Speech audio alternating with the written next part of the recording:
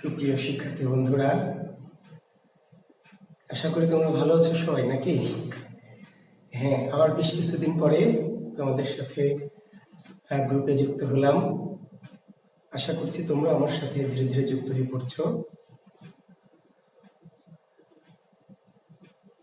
আমরা তোমাদের অনেক চাওয়ার ফলে এবং আমার নিজেরও আন্তরিকতা ছিল, আশা করছি এই সাহিত্য কোর্সটি তোমাদের সঙ্গে করাতে চেয়েছিলাম। তো সেই তোমাদের এবং আমার চাওয়া এক হয়েছে বলে আজকের এই সাহিত্য কোর্সটি আমরা করতে পারছি। তো সবার জন্য শুভকামনা। হ্যাঁ, অনেকেই তোমরা করছো। শহীদুল ইসলাম আজিজ, আসসালামু আলাইকুম স্যার। ওয়ালাইকুম আসসালাম। Neha Neha, Anamul Haque, Sabbir Tushar, hello sir. হ্যাঁ, students, Rashedul Rasel, Masum Akhtar, Rohan Khan and 50 others. আচ্ছা, সোডিয়াম ক্লোরাইড, আসসালামু আলাইকুম স্যার। ওয়ালাইকুম আসসালাম। তাহিদুর রহমান রাসেল, তানিয়া নাসরিন, ইমাদুদ্দিন, অনেকে যুক্ত হচ্ছেন। দীপা, আমির আজম, তানভীর আলম, রাশেদুজ্জামান রাশেদ, নুসরাত জাহান। স্যার ভালো আছেন? হ্যাঁ, ভালো আছি নুসরাত। কানিজ ফারাজ ছাড়া, আফরোজা, অমনি, ঠিক আছে, অপেক্ষায় ছিলাম সাহিত্য ক্লাসের জন্য। হ্যাঁ, ধন্যবাদ তোমাদেরকে। মাহবুব আলম, শ্রদ্ধাভাজন স্যার কেমন আছেন? ভালো আছি। হ্যাঁ, অসংখ্য শত শত আমি নাম হেবুল্লাহ মুস্তফা, ফারজানা ইসলাম, নুসরাত, ফারজানা। হ্যাঁ, তো আমি অনেক শুভেচ্ছা বিনিময় পর্ব আর দীর্ঘায়িত করছি না শিক্ষার্থী বন্ধুর সঙ্গত কারণে, কারণ অনেকেই হয়তো আবার বিরক্ত হয় যে দীর্ঘক্ষণ শুভেচ্ছা বিনিময় পর্ব করলে। আমি সবার নাম দেখতে পাচ্ছি। তন্ময় দত্ত প্রান্ত, লিটন আহমেদ, গোলাম মুস্তফা, অসাধারণ লাগছে স্যার। ধন্যবাদ শিক্ষার্থী তোমাকে। হ্যাঁ স্যার, অপেক্ষায় ছিলাম। লাবণী সরকার, ওকে, ধন্যবাদ। সালমান, সাইমন, হ্যাঁ, ভালো আছি। প্রথমবার আপনার ক্লাস করতে যাচ্ছে, অনেক খুশি লাগছে। মইনুল কবির, হ্যাঁ। তো শিক্ষার্থী বন্ধুরা, যারা আমার আগের ব্যাকরণ কোর্সের শিক্ষার্থী, তাদেরকে আবারও সাধুবাদ জানাচ্ছি, কৃতজ্ঞতা জানাচ্ছি যে আবারও আমাকে আস্থায় রাখার জন্য, আমার ক্লাসটি করার জন্য। আর যারা নতুন যুক্ত হয়েছেন আমার সাথে, তাদের প্রতি কৃতজ্ঞতা জানাচ্ছি, তাদেরকে অভিনন্দন জানাচ্ছি জুয়েল কিবরিয়ার সাথে যুক্ত হওয়ার জন্য এবং চাকরি বিসিএস এর সাথে যুক্ত হওয়ার জন্য। তো তাহলে আমরা ক্লাস শুরু করছি। সাব্বির তুষার, অনন্যা করণ, নমস্কার স্যার। নমস্কার অনন্যা। হ্যাঁ, অনন্যাকে স্পেশালি থ্যাঙ্কস। এবং আরো কিছু শিক্ষার্থী আমার আছে, তাদের নাম আমি এই মুহূর্তে দেখছি না। তারা আমার ইন্ডিয়া থেকে যুক্ত হয়েছে, পার্শ্ববর্তী দেশ থেকে। তাদের জন্য একটু বাড়তি শুভকামনা। যারা আমাদের প্রতিবেশী রাষ্ট্র থেকেও আমার বাংলা ক্লাসকে ভালোবেসেছে, আমাকে পছন্দ করেছে, ধন্যবাদ সবাইকে। সবার জন্য শুভকামনা। ওকে, স্যারকে অনেক হ্যান্ডসাম লাগছে। তো তোমাদের মতো হ্যান্ডসাম শিক্ষার্থীদের সামনে দাঁড়াতে হলে একটু হ্যান্ডসাম না হয়ে কি তোমরা গ্রহণ করবে, তাই না? আমার এই যে হাজার হাজার শিক্ষার্থী, অনেক স্মার্ট, অনেক হ্যান্ডসাম শিক্ষার্থী, তাদের সামনে যখন আসবো তখন তো একটু সুন্দর হয়ে আসতেই হয়, তাই না? তোমাদের সাথে একটু মিশতে চাই, মিশে যেতে চাই, তোমাদের কাতারে দাঁড়াতে চাই। তো ধন্যবাদ। আমরা শুরু করছি বাংলা সাহিত্যের ক্লাস। তবে একটি কথা আবার বলে নিচ্ছি, যারা ব্যাকরণের ক্লাস করতে চাও বা অনেকে নক করছো, আমরা সাহিত্য 3 মাসের আমাদের এই কোর্সটি 3 মাস সাহিত্যের কোর্সের পরে আমরা চেষ্টা করব ব্যাকরণ কোর্সটি আরেকবার করানোর, যদি তোমাদের চাওয়া থাকে এবং কর্তৃপক্ষ যদি রাজি থাকে। তো আমি আবার বলছি, যারা ব্যাকরণ কোর্স করতে চাও পুনরায় বা নতুন করে, যারা ওই কোর্সটি করনি, তো তাদের জন্য আমরা একটু অফার হয়তো রাখার চেষ্টা করব, কিন্তু সাহিত্যের কোর্সের পরে। তো সেই পর্যন্ত অপেক্ষা করবে আশা করছি। তো আমরা এবারেই আমাদের সাহিত্য ক্লাস শুরু করতে যাচ্ছি। ধন্যবাদ। আমি তোমাদের শুভকামনা নিচ্ছি না। জিনিয়া হুসাইন, অর্জুন রয়, রিয়া, হ্যাঁ, তো জি, শুভকামনা সবার জন্য, থ্যাংক ইউ। আমরা শুরু করবো এবারে বাংলা কি ভাষা ও সাহিত্য। আমাদের আজকের শিরোনাম বাংলা ভাষা ও সাহিত্য। শিক্ষার্থী বন্ধুরা, আমরা প্রথমেই একটু বাংলা ভাষা সম্পর্কে অল্প কিছু তথ্য তোমাদের জানাবো এবং তোমরা নিশ্চয়ই কিছু কিছু বিষয় জানো। অনেকে হয়তো অনেক কিছু জানো, অনেকে আমার চেয়ে বেশি জানে এমন শিক্ষার্থীও থাকতে পারো। হতেই পারে এমন, কারণ শিক্ষকদেরও কিন্তু শিক্ষার্থীদের কাছ থেকে অনেক কিছু শেখার থাকে। আমি সামান্য একজন শিক্ষক, ঠিক আছে। তো কাজেই আমরা আসলে অ্যাডাল্ট লার্নিং বলতে বোঝায় যে আমরা সবাই মিলেমিশে কিন্তু শিক্ষা লাভ করবো, বুঝতে পেরেছো? শিক্ষক শুধু শেখাবে আর তুমি শিখবে, বিষয়টা এমন না। অ্যাডাল্ট লার্নিং যেটি আমরা বলি, সেটি হচ্ছে শিক্ষার্থী এবং শিক্ষক দুজনের কি একটা মিলিত প্রয়াসে কিন্তু শিক্ষাটা পরিপূর্ণ হয়। তা আমি আশা করছি যে তোমরা আমার সাথে সঙ্গ দিবে, আমার সাথে যুগপৎ আমরা শিক্ষা একসাথে আমরা শিখবো, ঠিক আছে। তো আমরা শুরুতেই আবার বলছি, অনেক অনেক কিছু জানো, আবার অনেকে অনেক কিছু জানো না, কিছুই জানো না। তো আমরা সবার জন্য ক্লাস, আমরা ধরে নেবো যে তোমরা অনেকে অনেক কিছু জানো না, সেইভাবে আমাদের ক্লাসটি আমরা পরিচালনা করব। তো আমরা প্রথমেই ধরে নিচ্ছি যে বাংলা ভাষা নিয়ে একটু কথা বলতে চাচ্ছি। বাংলা ভাষা, তো বাংলা ভাষা হচ্ছে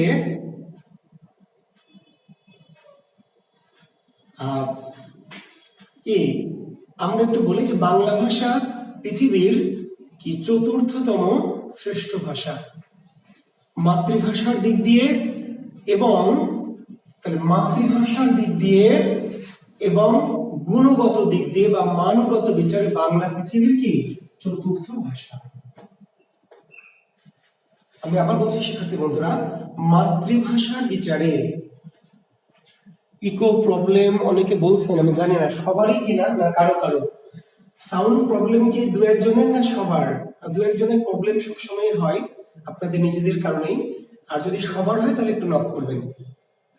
জি, তো তাহলে আমরা বলছিলাম যে বাংলা ভাষা কি মাতৃভাষার বিচারে পৃথিবীর চতুর্থ ভাষা। কিসের বিচারে? মাতৃভাষার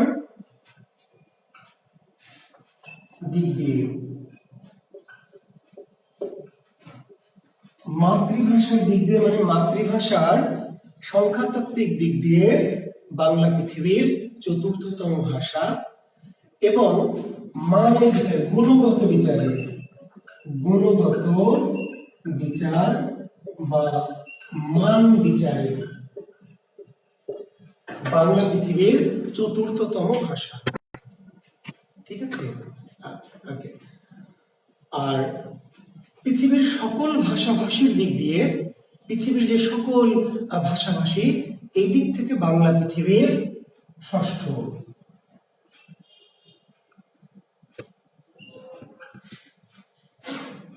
জনসংখ্যাগত দিক দিয়ে, জনসংখ্যার ভিত্তিতে বা সংখ্যাতাত্ত্বিক দিক দিয়ে, জনসংখ্যার ভিত্তিতে বা সংখ্যাতাত্ত্বিক দিক দিয়ে বাংলা পৃথিবীর কি ষষ্ঠ ভাষা। এবং এই ক্ষেত্রে পৃথিবীর প্রথম ভাষাটি হলো মান্দারিন। শিক্ষার্থী বন্ধু জেনে রাখো, চীনের ভাষা মান্দারিন, এটা হচ্ছে সংখ্যাতাত্ত্বিক দিক দিয়ে বা সংখ্যাগত দিক দিয়ে পৃথিবীর সবচেয়ে বেশি মানুষ কথা বলে মান্দারিন ভাষায়। ফলে জনসংখ্যার বিচারে পৃথিবীর প্রথম ভাষাটির নাম হচ্ছে মান্দারিন। আর এই জনসংখ্যাগত দিক দিয়ে বাংলা পৃথিবীর কি ষষ্ঠ ভাষা। তবে একটু বলে রাখি শিক্ষার্থী বন্ধুরা, এটি মাঝে মাঝে একটু ওঠানামা করে। কেন? কারণ পৃথিবীর এই জনসংখ্যার গত দিক দিয়ে মাঝে মাঝে যেহেতু একটু কম বেশি হয়, কোনো ভাষার সংখ্যা বাড়ে, কোনো ভাষার সংখ্যা কমে, ফলে কখনো সপ্তম, কখনো ষষ্ঠ, কখনো পঞ্চম, এটি কখনো কখনো হতে পারে। এটি মারাত্মক কোনো বিষয় না, সাধারণ জ্ঞানের মতো এই বিষয়টি একটু খেয়াল করতে হবে। আচ্ছা, সিলেবাসটা আলোচনা করলে ভালো হতো হোসনা আক্তার। তো ঠিক আছে, আমি সিলেবাসটা নিয়ে একটু কথা বলবো, পরিচিত বলেছেন। আমি যদিও একটা সিলেবাসের ক্লাস নিয়েছি, তবু আমি এটা সংক্ষেপে একটু বলবো। তাহলে আমি এই কথাটুকু শেষ করি যে তাহলে বাংলা ভাষাভাষী জনসংখ্যার দিক থেকে, অর্থাৎ সংখ্যাতাত্ত্বিক বা জনসংখ্যাগত দিক দিয়ে বাংলা পৃথিবীর বর্তমানে ষষ্ঠ ভাষা, ঠিক আছে। এটি কখনো সপ্তম, কখনো পঞ্চম, এমন অবস্থানও তৈরি হয়েছে। আর মাতৃভাষার দিক দিয়ে বা গুণগত বিচার বা মানের বিচারে বাংলা পৃথিবীর চতুর্থতম ভাষা। পৃথিবীতে ভাষার সংখ্যা কত? পৃথিবীতে ভাষার সংখ্যা কত? পৃথিবীতে ভাষার সংখ্যা ৩,৫০০-এর বেশি। পৃথিবীতে ভাষার সংখ্যা কত? ৩,৫০০-এর বেশি। কত বেশির সঠিক কোনো পরিসংখ্যান ভাষাতাত্ত্বিকরা করেনি। ঠিক আছে, সঠিক একদম এক্সাক্ট কোনো পরিসংখ্যান, একদম সংখ্যা গুণে কোনো পরিসংখ্যান হয়নি। তবে ভাষাতাত্ত্বিকদের গবেষণায় পৃথিবীতে ভাষার সংখ্যা ৩,৫০০-এর বেশি। কারো মতে ৪,০০০, ৪,৫০০, ৫,০০০, ৬,০০০, ৭,০০০, ৮ পর্যন্ত অনেকে চলে গেছে। তবে আমাদের যে একাডেমিক বই বা আমাদের যে কি বোর্ড বই কিংবা যাকে আমরা এনসিটিভি কারিকুলামের বই বলি, সেই বইগুলোতে বলা আছে যে পৃথিবীতে ভাষার সংখ্যা ৩,৫০০-এর অধিক। এখন এই যে ৩,৫০০-এর অধিক ভাষা শিক্ষার্থী বন্ধুরা, এই ৩,৫০০-এর বেশি ভাষা গুণগত মানে পৃথিবীর প্রথম ভাষা হচ্ছে জার্মান। গুণগত বিচারে, গুণের দিক দিয়ে পৃথিবীর প্রথম ভাষা হচ্ছে জার্মান ভাষা। জি, জার্মান না স্যার, গ্রিক, দুঃখিত বন্ধু, গ্রিক। গুণের বিচারে বা গুণগত বিচারে একজন শিক্ষার্থী প্রশ্ন করেছে, বিপুল কোশ্চেন, যে সংখ্যাগত দিক দিয়ে যেমন পৃথিবীর প্রথম ভাষা হচ্ছে মান্দারিন, তাহলে গুণগত বিচারে বাংলা যদি চতুর্থ হয় তাহলে পৃথিবীর প্রথম ভাষা হচ্ছে গ্রিক। গুণগত বিচার বা মানের বিচারে বা ভাষাতাত্ত্বিক বিচারে, ভালো করে শুনবেন, গুণগত বিচারে বা মানগত বিচারে বা ভাষাতাত্ত্বিক বিচারে বাংলা পৃথিবীর চতুর্থ ভাষা, কিন্তু প্রথম ভাষাটি হচ্ছে গ্রিক। গ্রিক ভাষা পৃথিবীর গুণের বিচারে প্রথম ভাষা। আচ্ছা, এখন এই যে পৃথিবীতে বলছিলাম যে ৩,৫০০-এর বেশি ভাষা, এই ভাষাগুলির জন্ম হয়েছে গ্রিক। ভাই গ্রিক, জি শাহন, আমি বলেছি গ্রিক। গ্রিক ভাষাতাত্ত্বিক বিচারে বা গুণ বা মানের দিক থেকে পৃথিবীর, অর্থাৎ কোয়ালিটি বুঝতে পারলেন, কোয়ালিটির বিচারে গ্রিক পৃথিবীর প্রথম ভাষা। এখন এই যে ৩,৫০০-এর বেশি ভাষা বা ৪,৫০০ বা যাই বল, যে এই ভাষাগুলি জন্ম হয়েছে 12টি বংশ থেকে, যাদেরকে আমরা বলছি ভাষা বংশ। তাহলে পৃথিবীতে মোট ভাষা বংশের সংখ্যা কয়টি? 12টি। পৃথিবীতে যে ৩,৫০০-এর বেশি ভাষা, এই ভাষাগুলির জন্ম হয়েছে মোট 12টি বংশ থেকে, যাদেরকে বলা হয় ভাষা বংশ। এই 12টি বংশের নাম আমি আবার বলছি, আমি নাম চাইলেই বলতে পারি বা লিখে দিতে পারি, তো যেহেতু অপ্রাসঙ্গিক 12টি ভাষা বংশের নাম আপনাদের মনে রাখতে হবে না। তবে এর মধ্যে একটি ভাষা বংশের নাম আপনাদের মনে রাখতে হবে, যেটি আমাদের বাংলা ভাষার বংশ। আর যদি বলেন না স্যার 12টি বংশের নাম লিখে দেন, আমি লিখে দিতে পারবো, তবে যেহেতু অপ্রয়োজন, নিষ্প্রয়োজন, বিধায় আমি লিখছি না। তবে আমি শুধু বলে রাখি যে আমাদের বাংলা ভাষার বংশের নাম কি, বা বাংলা ভাষা কোন বংশ থেকে আগত, বা বাংলা ভাষার জন্ম হয়েছে কোন বংশ থেকে, তার উত্তর কি? ইন্দো ইউরোপীয়। যারা ব্যাকরণ কোর্স করেছে শিক্ষার্থী বন্ধুরা, তোমাদের নিশ্চয়ই মনে আছে যে আমরা প্রথম দিকে অল্প একটু কথা বলেছিলাম, প্রথম ক্লাসটা অল্প একটু কথাগুলি বলেছিলাম। তবু যেহেতু এটি সাহিত্যের অংশ, কাজে আসতে আমার সঙ্গত কারণেই বলতে হচ্ছে। তো পৃথিবীর যে 12টি ভাষা বংশ, এর মধ্যে বাংলা ভাষার জন্ম হয়েছে কোন বংশ থেকে? ইন্দো ইউরোপীয় ভাষা বংশ। তাহলে বাংলা ভাষার বংশের নাম কি? ইন্দো ইউরোপীয়। এখন এই প্রসঙ্গে আরো দুটি প্রশ্ন এইভাবে হতে পারে, পৃথিবীর সবচেয়ে প্রাচীন বা আদি ভাষা বংশের নাম কি? পৃথিবীর সবচেয়ে প্রাচীন ভাষা বংশ বা আদি ভাষা বংশ কোনটি? ঠিক আছে, পৃথিবীর সবচেয়ে বৃহৎ ভাষা বংশ কোনটি? পৃথিবীর সবচেয়ে শ্রেষ্ঠ ভাষা বংশ কোনটি? তাহলে এই সব প্রশ্নের উত্তর একটাই, ইন্দো ইউরোপীয়। শিক্ষার্থী বন্ধুরা, মজার বিষয় দেখেন, এবং আমি মজা করে বলে দেখেন, আমাদের বংশ সেরা হবে না তো কি? সোলেমুদ্দির বংশ সেরা হবে, তাই না? বলেন, আমাদের যে বাংলা ভাষার বংশ ইন্দো ইউরোপীয়, তাই না? আমাদের যে বাংলা ভাষার বংশ ইন্দো ইউরোপীয়, সেটি পৃথিবীর কি সবচেয়ে আদি কিংবা শ্রেষ্ঠ ভাষা বংশ। পৃথিবীর সবচেয়ে প্রাচীন ভাষা বংশ কোনটি? পৃথিবীর সবচেয়ে আদি ভাষা বংশ কোনটি? পৃথিবীর সবচেয়ে সেরা ভাষা বংশ কোনটি? পৃথিবীর সবচেয়ে শ্রেষ্ঠ ভাষা বংশ কোনটি? তার উত্তর ইন্দো। এই ভাষা বংশটির অস্তিত্ব ছিল কত বছর আগে একটু জেনে রাখবো। খ্রিস্টপূর্ব 5000। খ্রিস্টপূর্ব 5000। ইন্দো ইউরোপীয়, সালমান রুবেল একটু ভালো প্রশ্ন করেছেন, ইন্দো ইউরোপীয় Indo means Indian, Indo means Indian, Indian. এখন দেখবেন ইন্ডিয়ার জাস্ট ইন্দো বাংলা গেমস হয়, Paschimbanga Indo Bangla games. Indo মানে কি ইন্ডিয়ান, আর ইউরোপীয় মানে ইউরোপিয়ান। তার মানে ভাবেন যে যে ইন্ডিয়া তথা ভারতবর্ষ, প্রাচীন যে ভারতবর্ষ, আজকে ভারত নয়, প্রাচীন যে ভারতবর্ষ এবং ইউরোপ, যদি পৃথিবীর মানচিত্রটা থাকতো একটু দেখানো যেত, আজ থেকে 5000 বছর আগে, শিক্ষার্থী বন্ধুরা ভালো করে শুনবেন, আজ থেকে নয়, খ্রিস্টপূর্ব 5000, মানে আজ থেকে 7021 বছর আগে, খ্রিস্টপূর্ব 5000, খ্রিস্টপূর্ব 5000 মানে আজ থেকে 7021 বছর আগে ইউরোপ এবং ভারতবর্ষে একই ধরনের ভাষা ছিল। ইউরোপে এবং ভারতবর্ষে একই ধরনের ভাষা ছিল, সেই ভাষাটির নাম হচ্ছে ইন্দো ইউরোপীয়। তাহলে শিক্ষার্থী বন্ধু যিনি প্রশ্ন করেছেন ইন্দো ইউরোপীয় মানে কি বুঝতে পারছেন? ইন্দো মানে ইন্ডিয়ান, আর ইউরোপীয় মানে ইউরোপ, মানে ভারতীয় উপমহাদেশ এবং ইউরোপ মহাদেশ, এই দুটো মহাদেশের ভাষা ছিল একই। কত বছর আগে? খ্রিস্টপূর্ব 5000, মানে আজ থেকে 7021 বছর আগে। সেই ভাষাটির নাম ছিল ইন্দো ইউরোপীয়, যেটি ইউরোপ এবং এই ভারতবর্ষের কে বংশধর। ক্লিয়ার কথাটি? তো এই বংশটি হচ্ছে বাংলা ভাষার বংশ, এবং এটি পৃথিবীর প্রাচীন, আদি, বৃহৎ, শ্রেষ্ঠ, সেরা ভাষা। জি। এখন এই যে ইন্দো ইউরোপীয়, এই বংশের আবার শাখা হচ্ছে কয়টি? ইন্দো ইউরোপীয় বংশের শাখা দুইটি। ইন্দো ইউরোপীয়, ইন্দো ইউরোপীয় এই বংশের শাখা হচ্ছে দুইটি, একটির নাম হলো কেন্তুম, আরেকটির নাম কি? শতম। ইন্দো ইউরোপীয় বংশের শাখা কয়টি? আর সাউন্ড যাদের কম শুনতে পাচ্ছেন, যারা শিক্ষার্থী বন্ধু, অনুরোধ করবো তারা একটু কি হেডফোন ইউজ করবেন। শিক্ষার্থী বন্ধুরা যাদের সাউন্ড শুনতে একটু প্রবলেম মনে হচ্ছে, একটু ধীরে মনে হচ্ছে, তারা দয়া করে একটু কি হেডফোন ইউজ করবেন, আমার মনে হয় যে ভালো শুনতে পাবেন। তো ধন্যবাদ শিক্ষার্থী বন্ধুরা। তো ইন্দো ইউরোপীয় বংশের শাখা কয়টি? ইন্দো ইউরোপীয় বংশের শাখা হচ্ছে দুটি, কেন্তুম এবং শতম। এবং মজার বিষয় দেখেন, এই যে ইন্দো মানে ইন্ডিয়ান শাখাটি হচ্ছে শতম, আর ইউরোপীয় শাখাটি হচ্ছে কেন্তুম। বুঝলেন? ইন্দো আর ইউরোপীয় মানে আসলে একটা ইউরোপীয় শাখা আর একটা ইন্দো বা ইন্ডিয়ান শাখা। ইন্ডিয়ান শাখাটির নাম কি? শতম।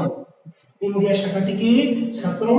আর ইউরোপীয়, এখন ভাবেন এই যে আমাদের জার্মান ভাষা, ফ্রেঞ্চ ভাষা, গ্রিক ভাষা, এই সমস্ত ভাষাগুলি কোথা থেকে এসেছে জানেন? কেন্তুম থেকে। ইউরোপের যে সমস্ত ভাষা, গ্রিক, জার্মান, ইতালিক, এই সমস্ত ভাষাগুলির জন্ম হয়েছে ইন্দো ইউরোপীয় বংশের কোন শাখা থেকে? কেন্তুম শাখা থেকে।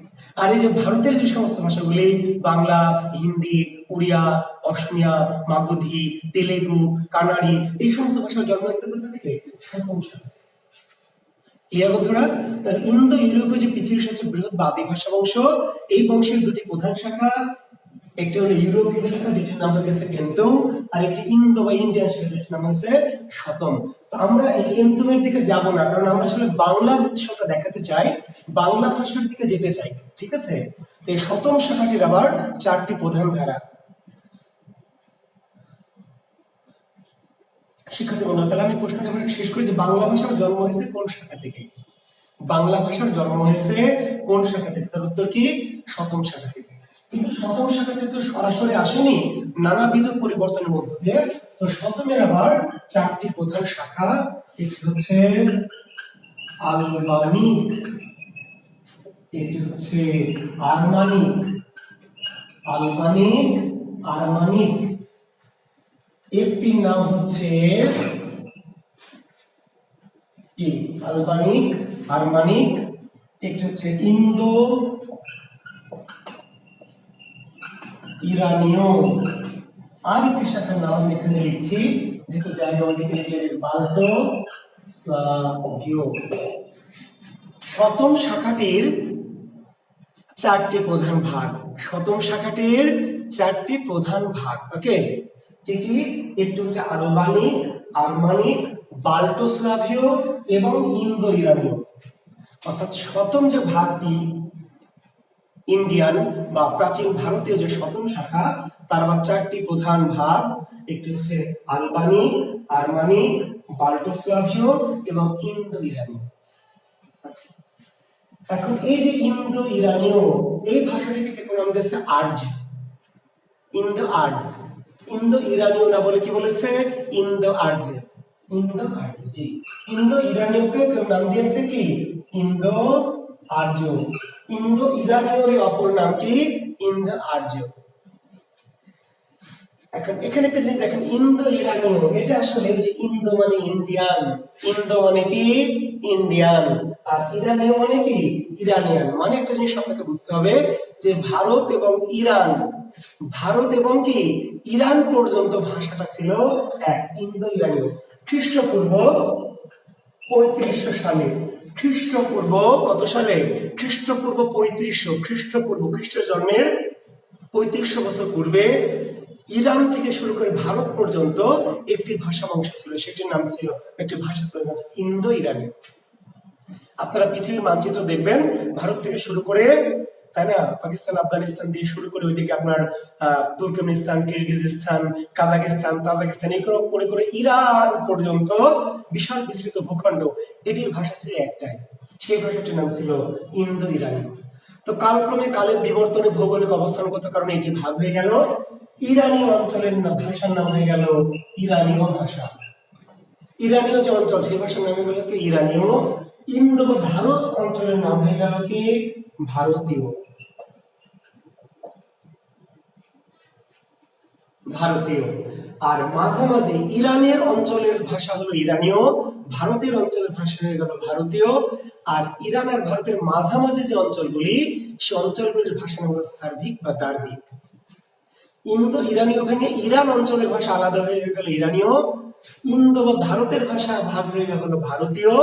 আর মাঝামাঝি ইরান এবং ভারতের মাঝের যে এলাকাগুলি, বিভিন্ন যে স্থান, কিরগিজস্তান, তুর্কমেনিস্তান, কাজাকিস্তান, গাজাকিস্তান, অনেক কিছু স্থান আছে, সেই জায়গাগুলির ভাষা হয়ে গেল কি? সার্বিক দার্দিক, সার্বিক দার্দিক।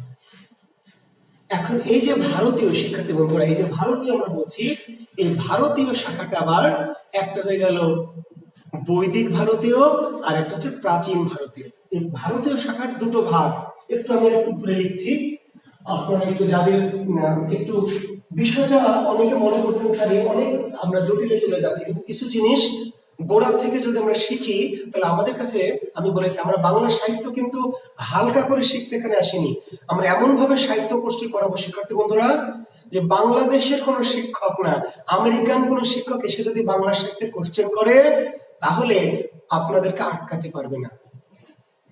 নাকি আমরা ব্যাকরণের সেই চ্যালেঞ্জটা তো দিয়েছিলাম, তাই না? তো আমরা কিন্তু এখানেও সেই চ্যালেঞ্জটি ছুড়ে দিচ্ছে। অর্থাৎ আমরা যখন সাহিত্যের কোর্সটি করাবো ইনশাল্লাহ, শেষ করব, তখন সাহিত্য থেকে আপনাদের প্রশ্ন করে ইনশাল্লাহ কেউ আটকাতে পারবে না, আটকানোর ক্ষমতা রাখবে না। বুঝতে পারলেন? প্রশ্ন করে বুঝতে পারবে যে কাকে লড়তে কাকে লেড়েছে, তাই না? জুয়েল কিবলার স্টুডেন্টকে লেড়েছে মামুন মুঠারা, টের পাবে, তাই না? জি শিক্ষার্থী বন্ধুরা, এটি আমার চ্যালেঞ্জ, আমি কিন্তু সেই চ্যালেঞ্জ নিয়েই কি ক্লাসে অগ্রসর হয়েছি ইনশাল্লাহ। কাজে ধৈর্য হারাবেন না, আমি একটি কথা বলছি, আমাকে বিশ্বাস রাখবেন, আমার কথাগুলি ফলো করবেন, আর ধৈর্য হারাবেন না, আমি যা বলছি ক্লাসে যা বলবো সেই কথাগুলি ভালো করে ফলো করবেন। জি ইনশাল্লাহ।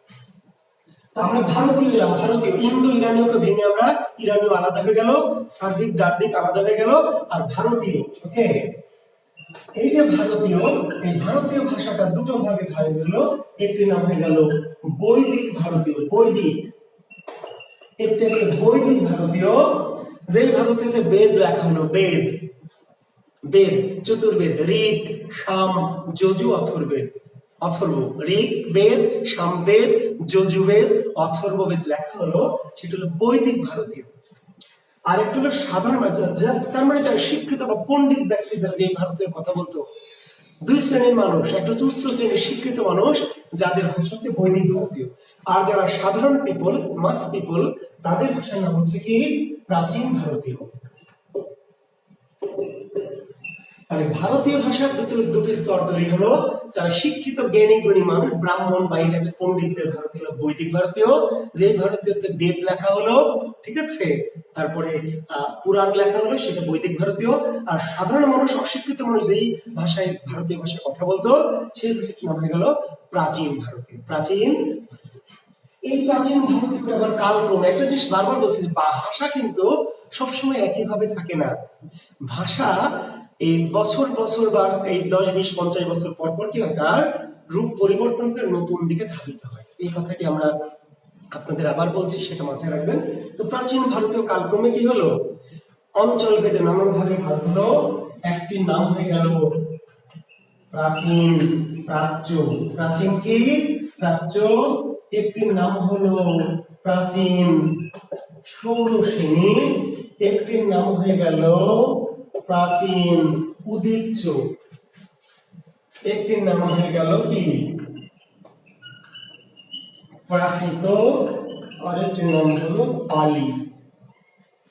শিক্ষার্থী বন্ধুরা, এই যে প্রাচীন ভারতীয় ভাষা, প্রাচীন ভারতীয় ভাষা, এই প্রাচীন ভারতীয় ভাষাটা কি হলো, অনেকগুলি ভাগে বিভক্ত হয়ে গেল। একটি প্রাচীন প্রাচ্য, একটি প্রাচীন ষোড়শ্রেণী, একটি প্রাচীন উদীচ্য, একটি প্রাকৃত, একটি পালি, হ্যাঁ, একটি অশোক লিপির ভাষা, এইভাবে ভাগ হয়ে গেল। ওকে, এখন এই যে প্রাকৃত, এই প্রাকৃতটাই হচ্ছে বাংলা ভাষার জন্ম।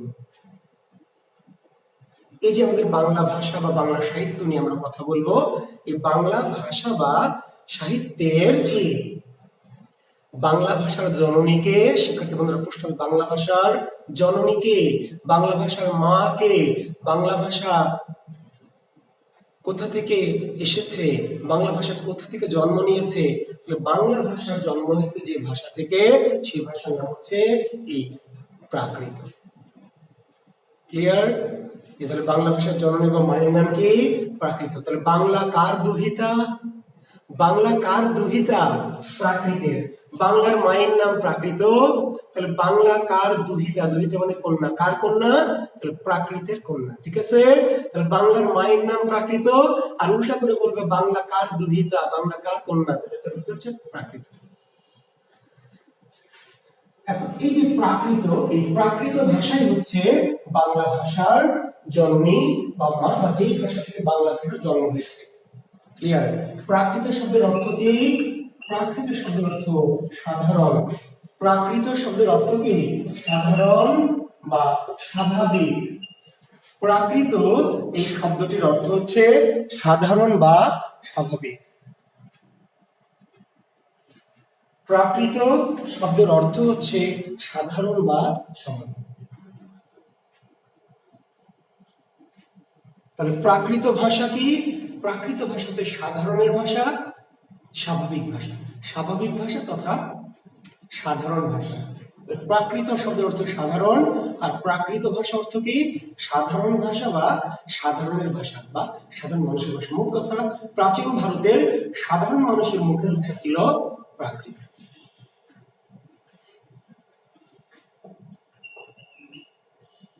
এখন আমরা একটু দেখাতে চাই, এটি হচ্ছে আমাদের প্রাচীন ভারত। শিক্ষার্থী বন্ধুরা, এটি আমরা ধরে নিচ্ছি যে প্রাচীন কি ভারতবর্ষ। প্রাচীন আজকের ভারত নয়। কোন ভারত? প্রাচীন খ্রিস্টপূর্ব কি 2500 বছর আগের ভারত, প্রাচীন ভারতবর্ষ।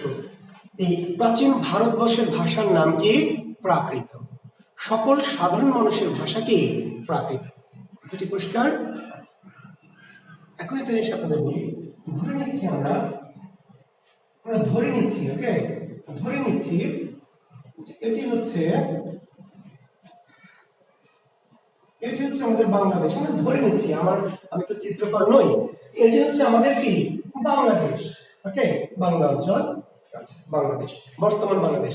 তো এই বাংলাদেশের মানুষ কথা বলে কোন ভাষায় বলেন তো? বাংলাদেশের মানুষ কথা বলে কোন ভাষায়?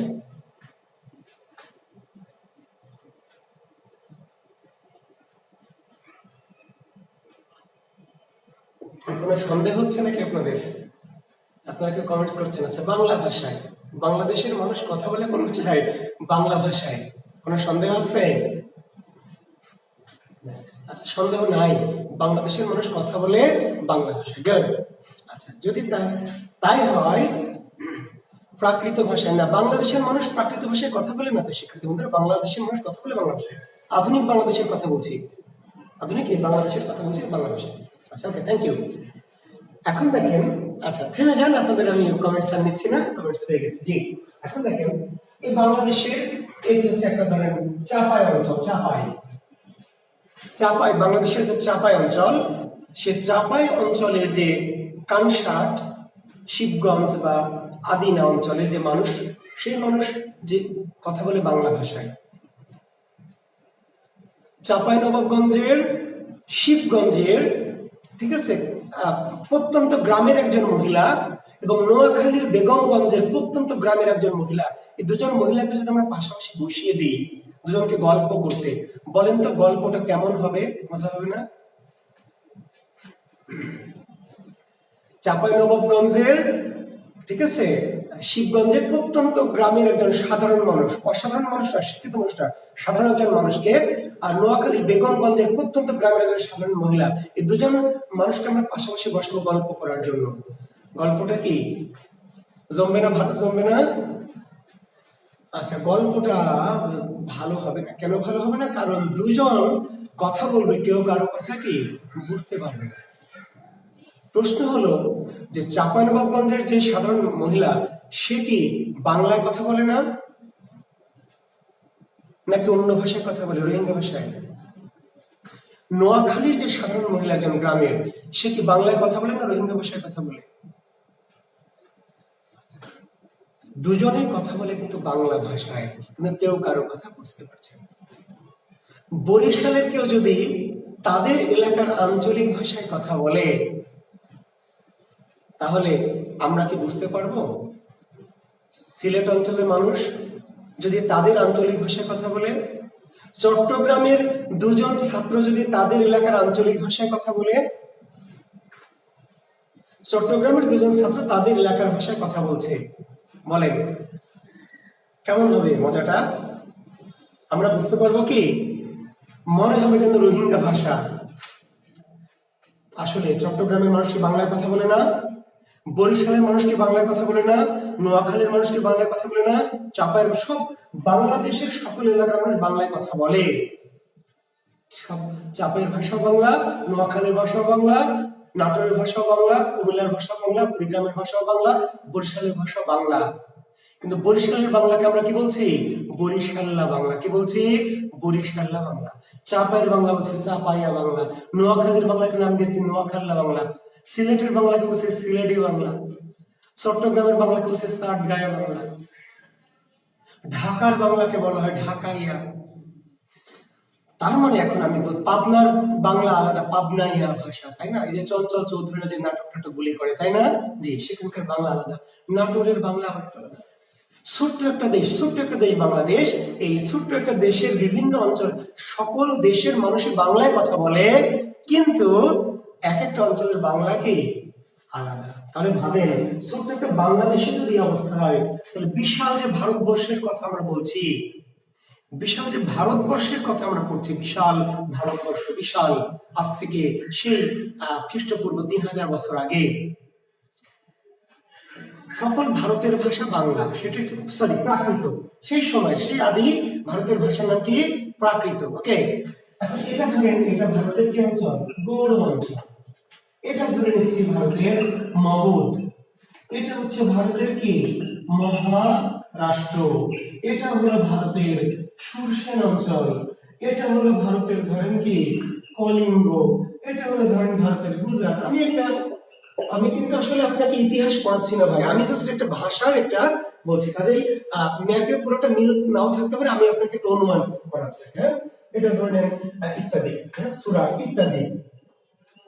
তো এখন সকল ভারতের সাধারণ মানুষ কথা বলে কোন ভাষায়? প্রাকৃত ভাষায়। গোটা ভারতবর্ষের, এই যে বর্তমান গোটা বাংলাদেশের সকল মানুষের ভাষা যেমন বাংলা, ঠিক তেমনি প্রাচীনকালে গোটা ভারতবর্ষের মানুষের ভাষা কি? প্রাকৃত। ভাষাটির নাম কি? প্রাকৃত। কিন্তু গৌড় অঞ্চলের মানুষ যে প্রাকৃত কথা বলে, মগধের মানুষ আবার বোঝে না, কারণ ওখানকার প্রাকৃত আলাদা। মগধের মানুষ যে প্রাকৃততে কথা বলে, মহারাষ্ট্রের প্রাকৃতের মানুষ সেটা আবার বোঝে না। মহারাষ্ট্রের মানুষ যে প্রাকৃত কথা বলে, সুরসেন অঞ্চলের মানুষরাও সেই প্রাকৃতটা বোঝে না। সকল মানুষের, সকল ভারতের মানুষের প্রাকৃত ভাষায় কথা বলে, কিন্তু এক অঞ্চলের প্রাকৃত আরেক অঞ্চলের প্রাকৃতের সাথে মিল নাই, যেমন এক অঞ্চলের বাংলার সাথে আরেক অঞ্চলের মিল নাই। তো গৌড় অঞ্চলের প্রাকৃতকে নাম দেওয়া হলো কি গৌড়ীয় প্রাকৃত। সকল অঞ্চলের প্রাকৃত গৌড়, হ্যাঁ রেকর্ড থাকবে। যারা নেটওয়ার্কের কারণে দেখতে পারবেন না, বা যাদের নেটওয়ার্ক প্রবলেম থাকবে, আঞ্চলিক বিভিন্ন কারণে নেটওয়ার্কের প্রবলেম থাকতে পারে, তারা পরে ক্লাসগুলো ভিডিও আকারে থেকে যাবে, পরে দেখতে পারবেন। জি ইনশাআল্লাহ। তো গৌড় অঞ্চলের প্রাকৃতের নাম কি গৌড়ীয় প্রাকৃত। মগধ অঞ্চলের প্রাকৃতকে নাম দেওয়া হলো কি মাগধী প্রাকৃত। মহারাষ্ট্রের যে প্রাকৃত তার নাম কি মহারাষ্ট্রী প্রাকৃত। সুরসেন অঞ্চলের প্রাকৃতের নাম কি সুরসেনী প্রাকৃত। সুরসেনী, বা কোন বই লেখা আছে সৌরসেনী প্রাকৃত। বুঝতে পারলেন? কোন এলাকার প্রাকৃতের নাম হচ্ছে অর্ধমাগধী প্রাকৃত, কোন এলাকার প্রাকৃতের নাম বৈশাখী প্রাকৃত, কোন এলাকার নাম হচ্ছে কাফির প্রাকৃত। তার মানে সকল ভারতবর্ষের ভাষায় প্রাকৃত, কিন্তু এক এক অঞ্চলের প্রাকৃতের সাথে আরেক অঞ্চলের প্রাকৃতের অমিল। ফলে এক একটা অঞ্চল ভিত্তিক প্রাকৃত, যেমন আবার বললাম আমাদের সিলেটি বাংলা, চাপাইয়া বাংলা, নোয়াখাল্লা বাংলা, বরিশাল্লা বাংলা, চাটগাঁয়া বাংলা, ঢাকায়া বাংলা, পাবনায়া বাংলা, ঠিক তেমনি গৌড়ীয় প্রাকৃত, মাগধী প্রাকৃত, মহারাষ্ট্রী প্রাকৃত, সৌরসেনী প্রাকৃত, অর্ধমাগধী প্রাকৃত, পৈশাচী প্রাকৃত, কাপির প্রাকৃত, এই নানান অঞ্চলে নানান প্রাকৃত। এখন প্রশ্ন হচ্ছে যে কোন প্রাকৃত থেকে বাংলা ভাষার জন্ম? না ভাই, বর্তমান ভারত আর ভারতবর্ষ এক না। বর্তমান ভারত শুধু ভারত। সালমান রুবেল, এইটুকু না জানলে কেমনি হবে ভাই? বর্তমান ভারত শুধু ভারত, আর ভারতবর্ষ বলতে এখনকার ভারত, বাংলাদেশ, পাকিস্তান, আরো অনেক কিছু নিয়ে। এখন কোন ভাষা থেকে বাংলার জন্ম? শিক্ষার্থী বন্ধুরা, প্রাকৃত থেকে। কোন দ্বিমত আছে? না, একবার সমস্যায় বলবেন কোন ভাষা থেকে বাংলার জন্ম? প্রাকৃত থেকে। কিন্তু কোন প্রাকৃত থেকে? কোন প্রাকৃত থেকে? এখন এইখানে দেখেন, অনেকে বলে স্যার কনফিউশন। আসলে কনফিউশন না, কোনো কিছুই কনফিউশন নাই, দ্বিমত আছে কিছু। অনেকে উত্তর দিতে গিয়ে বলে স্যার কিছু জিনিস খুবই কনফিউশন। বাংলা কোনো কনফিউশন নাই রে ভাই, কি আছে? দ্বিমত আছে, দ্বিমত। দ্বিমতটা আপনাকে জানতে হবে, দ্বিমত কিন্তু কনফিউশন না। ওকে, তো ডক্টর মোহাম্মদ শহীদুল্লাহ মনে করলেন বা গবেষণা করে বললেন যে বাংলা ভাষার জন্ম হয়েছে গৌড় অঞ্চলের। গৌড় অঞ্চল কোনটা? এই যে আমাদের নওগাঁ, এই যে চাপাই, হ্যাঁ, এবং এই যে এইদিকে চাপাই থেকে ওইদিকে সোনা মসজিদ থেকে ভারতের যে অঞ্চলটা, এই গৌড় অঞ্চলের যে গৌড়ীয় প্রাকৃত, সেখান থেকে বাংলা ভাষার জন্ম। এটা বললেন ডক্টর মোহাম্মদ শহীদুল্লাহ। কিন্তু আরেকজন বড় ভাষাবিদ আমাদের আছে ডক্টর সুনীতি কুমার। এই দুজন ভাষাবিদের কথা মনে রাখবেন, ডক্টর মোহাম্মদ শহীদুল্লাহ আর ডক্টর সুনীতি কুমার চট্টোপাধ্যায়।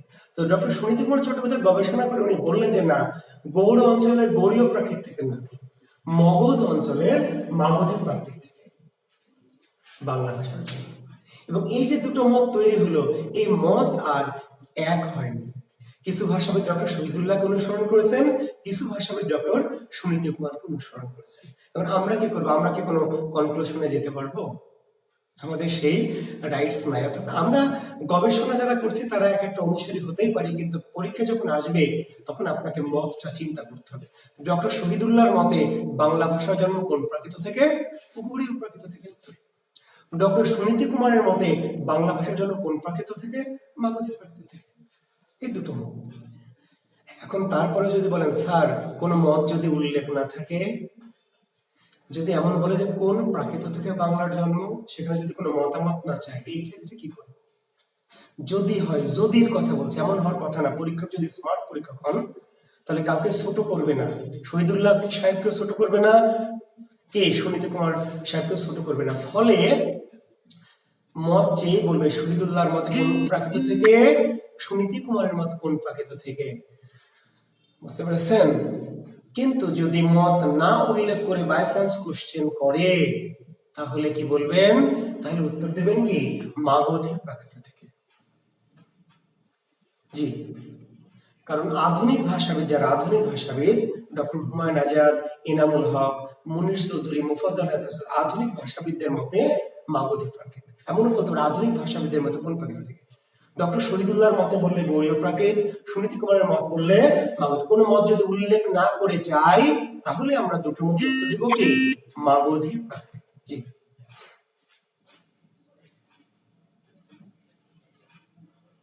এখন একজন বলছে স্যার শহীদুল্লাহ সুনীতির মধ্যে এত মানে দ্বন্দ্ব কেন? আসলে দ্বন্দ্ব না, এটা হলো একটা মতবাদ, একটা মত। মত দুই রকম হয়। তো এখানে একটি কথা আমরা যদি বলি আপনাদের, মত কেন দুই রকম হয়? মত হচ্ছে একটা মতাদর্শ, আইডিওলজি, ইজম। এক্ষেত্রে কেন দ্বিমত একটু জানিয়ে রাখি যারা কৌতূহলী শ্রোতা যারা। আমাদের বাংলাদেশে বর্তমানে একই বাংলাদেশ একইভাবে চলছে, একইভাবে রাজনীতি, অর্থনীতি, সমাজনীতি সব চলছে। একজনকে জিজ্ঞেস করো যে বাংলাদেশের বর্তমান অবস্থা কি, রহিমকে জিজ্ঞেস করো, রহিম বলছে বাংলাদেশের অবস্থা খুবই ভালো, বাংলাদেশের গণতন্ত্র খুবই শক্তিশালী, এদেশে মানুষের ভোটাধিকার আছে, মানুষ কি তাদের গণতন্ত্রের চর্চা করছে, দেশ সমৃদ্ধির দিকে এগিয়ে যাচ্ছে, বাংলাদেশ একটা সুখী দেশ। আবার সলিমকে জিজ্ঞেস করা হলো যে বাংলাদেশের অবস্থা কি, সলিম বলছে বাংলাদেশের গণতন্ত্র একদমই নাই, কোনো বাক স্বাধীনতা নাই, মানুষের ভোটের কোনো অধিকার নাই, মানুষ খুবই কষ্ট আছে, অনাহারে আছে, কিছু মানুষ টাকা লুটপাট করছে, সব মানুষ অনাহারে আছে। এখন বলেন তো বাংলাদেশ তো একইভাবে চলছে, একইভাবে, তো একই সময় দুজন মানুষ কেন দুই রকম উত্তর দিচ্ছে? একদম দুই রকম, কাছাকাছি তো বলতে পারে, দুজন মানুষ একদম দুই রকম উত্তর কেন দিচ্ছে বলেন? দ্যাটস কল্ড আইডিওলজি, ভাবাদর্শ। যিনি আওয়ামীপন্থী তিনি বলছেন বাংলাদেশ একদম সমৃদ্ধিতে ভরপুর, উন্নয়নের জোয়ারে ভেসে যাচ্ছে, বাংলাদেশ একদম কি পৃথিবীর একটা সেরা কান্ট্রি, আইডল, আদর্শ। আবার এই দেশে যে বিএনপি, জামাত, অন্যপন্থী এনটি পার্টি সরকারের, তারা বলছে এই দেশে কোনো কি উন্নয়ন, গণতন্ত্র কিচ্ছু নাই, দেশ একদম ধ্বংসের দিকে যাচ্ছে। একই দেশ একইভাবে চলছে, কিন্তু দুজন মানুষ দুই রকম বলছে, কারণ কি মতাদর্শ, আইডিওলজি।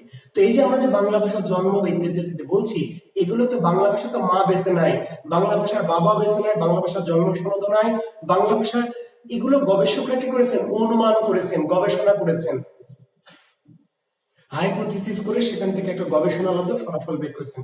ফলে এটা করতে গিয়ে গবেষকদের মাঝে এক ধরনের কি পার্থক্য তৈরি হয়েছে। ওকে, কাজে যারা এটা নিয়ে কেন স্যার এত পার্থক্য হতে পারে, মানুষের ভাবাদর্শ, আইডিওলজিতে পার্থক্য তৈরি হয়, ঠিক আছে, ভাবনায় পার্থক্য তৈরি হয়, চিন্তায় পার্থক্য তৈরি হয়। তো আমরা অত গভীর জ্ঞানে যাব না, আমরা উনি কি বলেছেন, এই বলেছেন, উনি বলেছেন এই, ঝামেলা শেষ। এখন এই যে প্রাকৃত ভাষা থেকে সরাসরি আবার ডাইরেক্ট বাংলা আসেনি, এই প্রাকৃত ভাষা সাধারণ মানুষের মুখের ভাষা প্রাকৃত, এটি মানুষের মুখে মুখে পরিবর্তিত হয়ে একসময় একটু বিকৃত হয়ে গেছে। বিকৃত যে প্রাকৃত সেটির নাম হয়ে গেছে অপভ্রংশ। প্রাকৃত ভাষা যখন মানুষের মুখে মুখে পরিবর্তিত বা বিকৃত হয়ে গেছে, তখন সেই স্তরটাকে নাম দেওয়া হয়েছে অপভ্রংশ। ভ্রংশ শব্দের অর্থ কি? ভ্রংশ শব্দের অর্থ হচ্ছে ভ্রষ্ট বা নষ্ট বা বিকৃত। তার মানে মানুষের মুখে মুখে, প্রাকৃত ভাষার লোকের মুখে মুখে কি যখন বিকৃত হয়ে পরিবর্তিত হয়ে গেছে, তখন সেই প্রাকৃতটার নাম হচ্ছে অপভ্রংশ। মানে অপভ্রংশ কিন্তু নতুন কোনো ভাষা না, প্রাকৃত ভাষারই কি একটা বিকৃত বা বিবর্ধিত রূপ। এটিকে বলা হয় বাংলা ভাষার কি স্তর। তাহলে কোন স্তর থেকে বাংলা ভাষার জন্ম? অপভ্রংশ। কোন স্তর থেকে? অপভ্রংশ। এই অপভ্রংশ নামক স্তরটাকে পরবর্তীতে কি করা হয়েছে? একটু পরিশ্রুত করে, একটু ঘষে মেজে মডিফাই করে এইটাকে একটা নতুন একটা রূপ দেখছে। একটা পুরাতন বিল্ডিং, জরাজীর্ণ বিল্ডিং একটু পরিষ্কার করে, তাই না, একটু পলেস্তারা লাগিয়ে আবার নতুন করে কালার করা হয়, এরকম অপভ্রংশকে একটু আরেকটু পরিষ্কার করে চকচকে নতুন একটা রূপ দেওয়া হয়েছে। এই রূপটির নাম হচ্ছে বঙ্গ কামরূপী। আসলে এরা কিন্তু নতুন কোনো ভাষা নয়, এরা প্রাকৃত ভাষারই কি একটা বিবর্ধিত বা পরিবর্তিত রূপ। তাহলে প্রাকৃত ভাষা মানুষের মুখে মুখে বিকৃত হয়ে যেই অবস্থাটা, চেহারাটা পেল, সেই স্তরটার নাম হচ্ছে অপভ্রংশ। আর অপভ্রংশকে যখন একটু পরিশ্রুত করে, একটু সুন্দর করে নতুন একটা রূপ দেওয়া হলো, সেই রূপটির নাম হচ্ছে বঙ্গ কামরূপী। তাহলে কোন ভাষা থেকে বাংলার জন্ম? প্রাকৃত, অপভ্রংশ না। কোন ভাষা থেকে বাংলার জন্ম? প্রাকৃত। কোন স্তর থেকে বাংলার জন্য? অপভ্রংশ, প্রাকৃত ভাষার অপভ্রংশ স্তর। আর কোন রূপ থেকে বাংলার জন্ম? বঙ্গ কামরূপী। বঙ্গ কামরূপী হলো প্রাকৃতের একটা পরিবর্তিত একটা রূপ। আর এই বঙ্গ কামরূপী নামক রূপ থেকে জন্ম হয়েছে বাংলা এবং ভারতের ভাষা হলো অসমীয়া। বাংলা এবং অসমীয়া। জি, এই বঙ্গ কামরূপী নামক রূপ থেকে জন্ম হয়েছে বাংলা এবং অসমীয়া। এই দুটি ভাষার ভারতের আসাম প্রদেশের ভাষা, বর্তমান ভারতের আসাম প্রদেশের ভাষা অসমীয়া। যেই ভাষাটিকে বলা হয় বাংলা ভাষাকে ভাই বা সহোদর বা ভাতৃপ্রতিম বা ভাতৃস্থানীয় ভাষা। শিক্ষার্থী বন্ধুরা, তাহলে প্রশ্ন, বাংলার ভাই কে, বাংলার সহোদরের নাম কি, বাংলার ভাতৃপ্রতিম ভাষা কোনটি, বাংলার সহোদর প্রতিম ভাষা নিচের কোনটি? বুঝতে পেরেছেন? তাহলে সেটি আমাদের বাংলার ভাতৃপ্রতিম বা বাংলার সহোদর প্রতিম ভাষা বা বাংলার সহোদর ভাষা বা ভাষা নাম হচ্ছে অসমীয়া, ভারতের আসাম প্রদেশের ভাষা অসমীয়া। আমার বাড়ি হচ্ছে ঈশ্বরদীর মাঝদিয়া গ্রামে, রিজভী হোসেন। আমার বাড়ি পাবনা জেলার ঈশ্বরদী উপজেলার মাঝদিয়া গ্রাম, পদ্মা নদীর পাশ দিয়ে যে গ্রামটি মাঝদিয়া, সে মাঝদিয়া গ্রামে আমার জন্ম। আর আমি বর্তমানে রাজশাহীতেই থাকি, মাঝে মাঝে ঈশ্বরদী যাই। জি, আচ্ছা, এখন এই যে বাংলা ভাষার জন্ম হয়ে গেল, কত সালে জন্ম হলো বাংলা ভাষার? বাংলা ভাষার জন্ম হলো 650 বা 950। আবার দ্বিমত। জি, বাংলা ভাষার জন্ম হয়েছে কত সালে? এখন কেন দ্বিমত? বাংলা ভাষার কোনো বার্থ সার্টিফিকেটও নাই, বাংলা ভাষার কোনো চেয়ারম্যানের সার্টিফিকেটও নাই। তাহলে বাংলা এই ভাষাটির জন্ম কখন? ডক্টর মোহাম্মদ শহীদুল্লাহর মতে 650 আর ডক্টর সুনীতি কুমারের মতে 950। আহমদ সজল, আই এম ফ্রম মাঝদিয়া। তোমার সাথে পরে আমি মেসেঞ্জারে কথা বলবো, ঠিক আছে? ওকে, এখন আমি ক্লাসে আর কথা বলছি না। দুরন্ত পথিক আপনার ঈশ্বরদীর জিন্নাত জিনিয়া, আপনি পাবনাতে থাকেন। Thank you.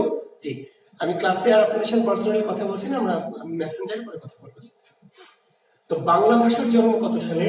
ডক্টর মোহাম্মদ শহীদুল্লাহর মতে, ওই যে মত ডক্টর মোহাম্মদ শহীদুল্লাহর মতে 650 সাল এবং ডক্টর সুনীতি কুমারের মতে কি 950 সাল। তাহলে মত কি চাইলে আমরা এভাবে দিলাম। যদি মত না চাই, যদি স্যার মত যদি না চাই, বাংলাদেশে যত রকম পরীক্ষা হয়েছে মত চেয়েছে। ওই যে আমি একটা কথা বলেছি, পরীক্ষক যদি স্মার্ট হন, পরীক্ষক যদি ভালো হন, তিনি শহীদুল্লাহ সাহেবকে ছোট করবেন না, ডক্টর শহীদুল্লাহ স্যারকে ছোট করবেন না, ডক্টর সুনীত কুমার স্যারকে ছোট করবেন না, ফলে তিনি মত চেয়েও বলবেন। আর মত না থাকলে যে কোনো একটা অপশনে থাকবে, যে কোনো একটা অপশনে থাকবে। বুঝতে পারলেন? আর শহীদুল্লাহর মতটা থাকবে। তারপরে যদি প্রশ্ন করেন স্যার মত নাই, দুটি আছে, যদি যদি যদি বলেন যে মত উল্লেখ নাই, অপশন 650 এর 950 আছে, উত্তর হবে 950। 950। ওকে, তাহলে আর আমরা জেনে রাখি যে ডক্টর শহীদুল্লাহর মতে বাংলা ভাষার জন্ম কত সালে? 650 সালে। যদি বলে কত শতকে, তাহলে বলবেন সপ্তম শতক। কত শতক? সপ্তম শতক। ডক্টর শহীদুল্লাহর মতে বাংলা ভাষার জন্ম 650 সালে বা সপ্তম শতকে, আর ডক্টর সুনীতি কুমারের মতে বাংলা ভাষার জন্ম 950 সালে বা দশম শতকে। ওকে, আর যদি কোনো মত না চায়, তাহলে দুইটার যেটা থাকবে সেটাই উত্তর দেওয়া যাবে। আর ওই যে যদি দুটোই থাকে, কোনো মত না আছে, দুটোই থাকে, তাহলে সেই ক্ষেত্রে 950 সালকে উত্তর করতে হবে। জি, এখান থেকে এই যে বাংলা আজকে 2000 কত সাল? 21 সাল। 2021 সাল। এই যে 1000 বছরের বাংলা বা 1500 বছরের বাংলা, বা আমরা 1000 বছরেরও বেশি, আমরা সংক্ষেপে বলছি 650 বা 950 থেকে যে বাংলা ভাষার জন্ম, সেখান থেকে 2021 সাল এই পর্যন্ত তো আমাদের পড়াশোনা, তাই না? জি, আমরা যে বিশেষ প্রস্তুতি নিব বা জবের যে কোনো জবের প্রস্তুতি নিব, শতক বলতে কি একটা 100 বছর, শতক মানে 100 বছর। আচ্ছা, এইখানে কেউ কেউ প্রশ্ন করেছেন ইসরারুল ইসলাম, আচ্ছা যদি কেউ কনফিউজ থাকেন ভাই যে 650 সাল স্যার সপ্তম শতক কেন, যদি এমন হয় 950 সাল দশম শতক কেন বলছেন? আমি জানি না এমন কনফিউশন কেন আছে কিনা, যদি থাকেন তাহলে ক্লিয়ার করি। আমি কিন্তু যখন ভার্সিটিতে ভর্তি হই ফার্স্ট ইয়ারে বাংলায়, আমি বুঝতাম না 650 সালে ষষ্ঠ শতক নয় সপ্তম শতক কেন, মানে 950 সালে নবম শতক নয় দশম শতক কেন, এরকম ভাবতাম। এটা আমি পরবর্তীতে ক্রিকেট খেলা দেখে একটু ক্লিয়ার হয়েছি, তো আপনাদের কাছে সেটা শেয়ার করি। আমরা যখন বলছি যে 6 ওভার 1 বল, 6 ওভার 1 বল মানে কি 6 ওভার না 7 ওভার? 6 ওভার 1 বল মানে 6 ওভার না 7 ওভারের খেলা। তার মানে একটা জিনিস খেয়াল করবেন যে যখন 6 ওভার পার হয়ে গেল তখন আর 6 ওভার না 7 ওভার শুরু হয়ে গেছে। তার মানে 600 সাল পর্যন্ত 600 শতক, কিন্তু যেই 601 সাল তখন আর 600 শতক না ষষ্ঠ শতক নাকি সপ্তম শতক, মানে 600 ওভার 1 বল মানে সপ্তম শতক। বুঝতে পারলেন কথাটি? 19 ওভার 2 বল, 19 ওভার 2 বল মানে 19 ওভারের খেলা না, 19 ওভার পার হয়ে কি 20 ওভার চলছে, 20 ওভার। ওকে, তাহলে যখন আমি 950 শুধু না 900 যদি 1 হয়ে যায় তাহলে দশম শতক, তাহলে দশম শতক, তাহলে কি দশম শতক। আচ্ছা, শতম কি মানে বুঝলাম না, আপনি তো গাধীর মতো প্রশ্ন করলে তাহলে কেমন উত্তর দেব? শতম কি মানে কি? আপনি প্রশ্ন করলেন শতক বলতে স্যার, আবার লিখছেন শতম বলতে, অগামগা কই থেকে এলেন? জ্ঞান অন্বেষক? আপনি কি জ্ঞান অন্বেষক না জ্ঞান মানে বিপজ্জনক বলেন? আপনি জ্ঞান অন্বেষক তো মনে হচ্ছে না। একজন প্রশ্ন করলেন যে শতক কি, আবার আপনি বলছেন শতম কি। শতম কি তো মেলাক্ষণ আগে পার করে গেছি। জি, তাহলে আমি যেটা বললাম যে অনেকে যদি কেউ থাকেন, সবাই না বাট কেউ কেউ তো থাকতে পারেন যে একটু সহজ সরল এমন হতে পারেন যে স্যার 650 সাল এটা সপ্তম ওভার কি করে বোঝা গেছে? 650 601 মানে সপ্তম, 601 মানে কি সপ্তম, 600 পর্যন্ত 600। এই যে দেখেন এখন 2021 সাল, এটা 2000 সাল না কিন্তু কি 21 শতক, আসলে তো 20 শতক আর কিন্তু 21, মানে 2001 সাল থেকে কি 21 শতক। ক্লিয়ার? তাহলে 1800 সাল পর্যন্ত 1800 শতক, 1800 সাল পর্যন্ত কি 1800 শতক, আর যখনই 1801 সাল তখন আর 1800 শতক নাকি এটা 19 শতক। কি শতক? 19 শতক। আবার 1901 সাল থেকে 1900 শতক না, মানে 1901 বছর মানে কি বিংশ শতক। ক্লিয়ার? আশা করছি আপনারা বুঝতে পেরেছেন। এখন এই যে আমরা বললাম 650 বা 950 2021 সাল, এই যে হাজার বছরের বা হাজার বছরের যে বেশি বাংলা, এই বাংলা ভাষাকে বা বাংলা সাহিত্যকে, বাংলা ভাষা কিংবা বাংলা কি সাহিত্য দুটোর জন্ম কিন্তু একই সাথে। আবার বলছি, বাংলা ভাষা এবং বাংলা সাহিত্যের জন্ম একই 650 বা 950। এই যে বাংলা ভাষা বা সাহিত্য যে 2021 সাল পর্যন্ত বর্তমানে চলছে, এটা 3টি যুগে ভাগ করেছে। কয়টি যুগ? 3টি যুগ। খুব গুরুত্বপূর্ণ প্রশ্ন যে বাংলা ভাষার যুগ কয়টি? বাংলা ভাষার যুগ কয়টি? 3টি। লেখেন শিক্ষার্থী বন্ধুরা, একটি হলো প্রাচীন বা আদি যুগ, প্রাচীন বা কি আদি যুগ, একটি নাম হলো মধ্যযুগ, আর একটি নাম হলো আধুনিক যুগ। বাংলা ভাষা বা সাহিত্যের যুগ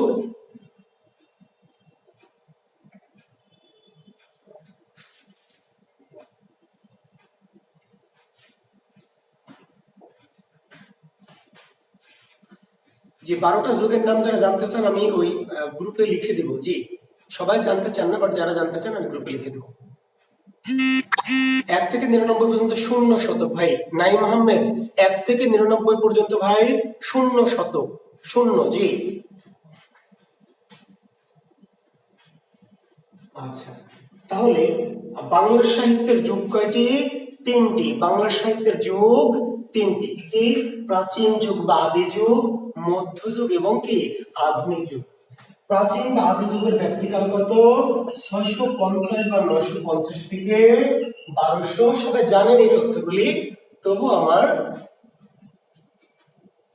না গ্রন্থ সমালোচনা পড়াবো না, গ্রন্থ সমালোচনা আমার আলোচনার মধ্যে নাই। জি, আমরা পড়াবো রিটেন অংশের যে ব্যাকরণ 30 নম্বর, রিটেন অংশের প্রিলিমিনারি প্লাস অন্যান্য জবের যে পরীক্ষা প্লাস বিসিএস রিটেনের যে 30 নম্বরের সাহিত্য অংশ সেটুকু, ঠিক আছে? রিটেনের পুরো অংশ না, রিটেনের 30 নম্বরের সাহিত্য অংশটুকু আমরা এখানে কভার করবো। জি, তো প্রাচীন বা আদি যুগ 650 বা 950 থেকে 1200, মধ্যযুগ 1201 থেকে 1800, আধুনিক যুগ 1801 থেকে বর্তমান। বাংলা সাহিত্যের কয়টি যুগ? বাংলা সাহিত্যের যুগ হচ্ছে তিনটি, একটি প্রাচীন বা আদি যুগ, মধ্যযুগ, আধুনিক যুগ। তাহলে প্রশ্ন করবে প্রাচীন যুগের ব্যাপ্তিকাল কোনটি?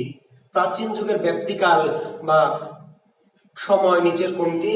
তাহলে 650 থেকে 1200 অথবা 950 থেকে 1200। তাহলে ওই যে একই কথা, শহীদুল্লাহর মতে 650 থেকে 1200, সুনীতির মতে 950 থেকে 1200। আর যদি কোনো মতামত উল্লেখ না থাকে তাহলে যে কোনো একটা থাকবে, যেটা থাকবে সেটাই দেওয়া যাবে। তারপরে ওই যে যদি কোনো মত না থাকে, দুটোই দেওয়া আছে, সেই ক্ষেত্রে 950 থেকে 1200।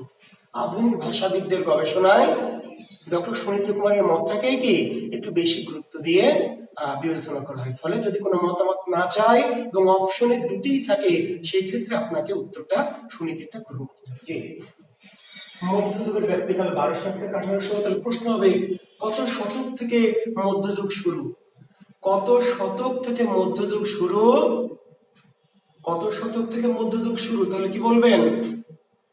তাহলে বলবেন কি কত শতক? এটা ত্রয়োদশ শতক। কি শতক? ত্রয়োদশ। রাসেল আহমেদ ভাষার গুণের বিচার কেমনে করে? যে বিচারক সে বোঝে কেমনে করা লাগবে। জি, ভাষার গভীরতা, ভাষার প্রকাশ ক্ষমতা, বুঝলেন রাসেল আহমেদ?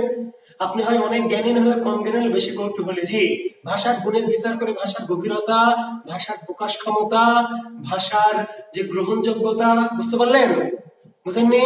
ভাষার গভীরতা কত, কোন ভাষার কত গভীরতা, কোন ভাষার গ্রহণযোগ্যতা কেমন, কোন ভাষার প্রকাশ ক্ষমতা কেমন। জি, আরো মেলা মানদণ্ড আছে।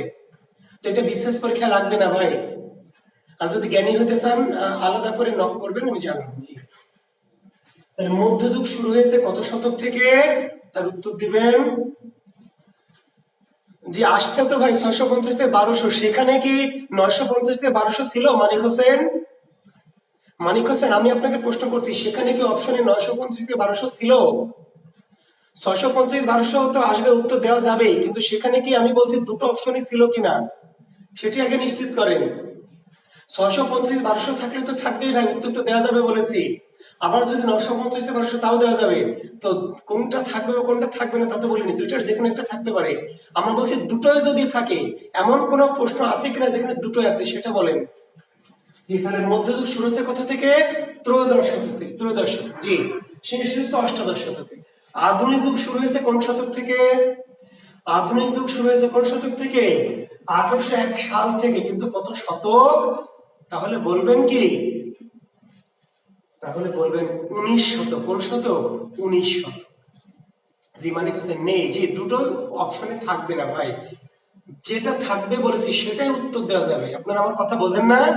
জি, যেটা থাকবে সেটা উত্তর দেবে বলেছি। যদি দুটোই থাকে, আপনারা যদি সবকিছু মানে কথা না বুঝেই প্রশ্ন করেন তাহলে ভালো না। প্রশ্ন আগে কথা বুঝবেন, বুঝে উত্তর করবেন, না হলে ক্লাস হ্যাম্পার হবে। জি, আধুনিক যুগ শুরু হয়েছে কত সাল থেকে? 801 সাল। কিন্তু কত শতক থেকে? তাহলে বলবেন 19 শতক বা ঊনবিংশ শতক। জি, ধন্যবাদ। এখন এই যে আমরা মধ্যযুগ, বাংলা সাহিত্যের মধ্যযুগটাকে আবার ভাগ করা হয়েছে 3 ভাগে। আচ্ছা, এর বাইরে কি কোনো যুগের নাম আপনারা জানেন? এর বাইরে কোনো যুগের কথা কি আপনাদের জানা আছে শিক্ষার্থী বন্ধুরা? আমরা তো 3টা যুগের কথা বললাম, প্রাচীন যুগ, মধ্যযুগ, আধুনিক যুগ। এর বাইরে কি কোনো যুগ আছে?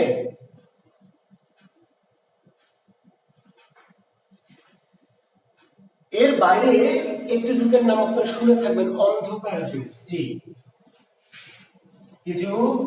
অন্ধকার যুগ। জি, একটা যুগের নাম আপনারা শুনে থাকবেন, অন্ধকার যুগ। খুবই গুরুত্বপূর্ণ, খুবই গুরুত্বপূর্ণ বিশেষ রিটেনের জন্য এবং পিটির জন্য তো বটেই। বিশেষ রিটেন যারা লিখিত, যারা প্রস্তুতি নেবেন বা ভাবছেন আসবে, অন্ধকার যুগের পরিচয় দাও। বা অন্ধকার যুগের সাহিত্য নিদর্শনগুলো উল্লেখ করো। ঠিক আছে, এমন প্রশ্ন হতে পারে। এখন আমার প্রশ্ন, অন্ধকার যুগ যদি নাম শুনে থাকেন তাহলে বাংলা সাহিত্যের যুগ কি 3টা না 4টা বলেন? বাংলা সাহিত্যের যুগ কি 3টা না 4টা?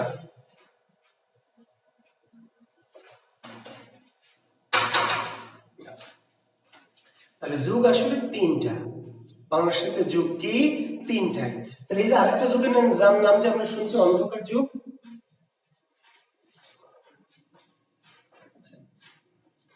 তাহলে অন্ধকার যুগ আসলে যুগ নয়। শিক্ষার্থী অন্ধকার যুগ কি আসলে যুগ না, নাম যুগ কিন্তু আসলে এটা যুগ নয়। এটা কি? এটা হচ্ছে যুগের একটা ভাগ। এর নাম হওয়া উচিত ছিল অন্ধকার উপযুগ। এটা আসলে অন্ধকার যুগ নয়, এটির নাম হওয়া উচিত ছিল অন্ধকার উপযুগ, কিন্তু কোন একটা কারণে উপ শব্দটা বাদ চলে গেছে, নামটা পড়ে গেছে অন্ধকার যুগ। ক্লিয়ার? আসলে অন্ধকার যুগ কোন যুগ না, এটি মধ্যযুগের একটা অংশ। যদি অন্ধকার যুগ যুগ হতো তাহলে আমাদের বলা লাগতো যুগ 4টা। বোঝা গেছে পরিষ্কার কথাটি? তার মানে অন্ধকার যুগ আসলে মধ্যযুগের একটি অংশ, যেটির নামকরণ করা উচিত ছিল অন্ধকার উপযুগ, কিন্তু কোন একটা কারণে উপ শব্দটা কি বাদ চলে গেছে, গিয়ে হয়ে গেছে অন্ধকার যুগ। তো যাই হোক, এটি আমরা আসলে অন্ধকার উপযুগ, এটি মধ্যযুগের একটি অংশ। কতটুকু অংশ? মধ্যযুগের প্রথম 150 বছর, 1260 থেকে 1350। তাহলে অন্ধকার যুগের ব্যক্তিকাল নিচে কোনটি? অন্ধকার যুগের ব্যক্তিকাল বা অন্ধকার যুগের সময় নিচে কোনটি? 1200 থেকে 1350। বাংলা সাহিত্যে কত বছর ব্যাপী অন্ধকার যুগ ছিল? কত বছর ব্যাপী? তার উত্তর দিবেন 150 বছর ব্যাপী। তো ডক্টর হুমায়ুন আজাদ স্যার এই অন্ধকার যুগটাকে মধ্যযুগের মধ্যে ধরেননি। তো না ধরলে তো বিপদ, না ধরলে তো আমাদের ভাই 4 ভাগ করতে হবে। আমরা কি 4 ভাগ করব? না, উনিও 4 ভাগ করেননি। তো কাজেই অন্ধকার যুগটা মধ্যযুগের মধ্যে একটা বিশেষ একটা উপযুগ। 1200 থেকে 1350 পর্যন্ত এই 150 বছরকে বলে বাংলাদেশের অন্ধকার যুগ। এখন বিশেষ লিখিত পরীক্ষা বা প্রিলিমিনারি দুই জায়গাতে আসবে কেন অন্ধকার যুগ। কেন অন্ধকার যুগ? কারেন্ট ছিল না নাকি? এ সময় কি কোনো কারেন্ট ছিল না? হারিকেন বাতি জ্বালাই পড়তেন নাকি? কেন অন্ধকার যুগ বলেন? বলেন শিক্ষার্থী বন্ধুরা, কেন অন্ধকার যুগ? কেন এটার নাম অন্ধকার যুগ? কেন কারেন্ট ছিল না?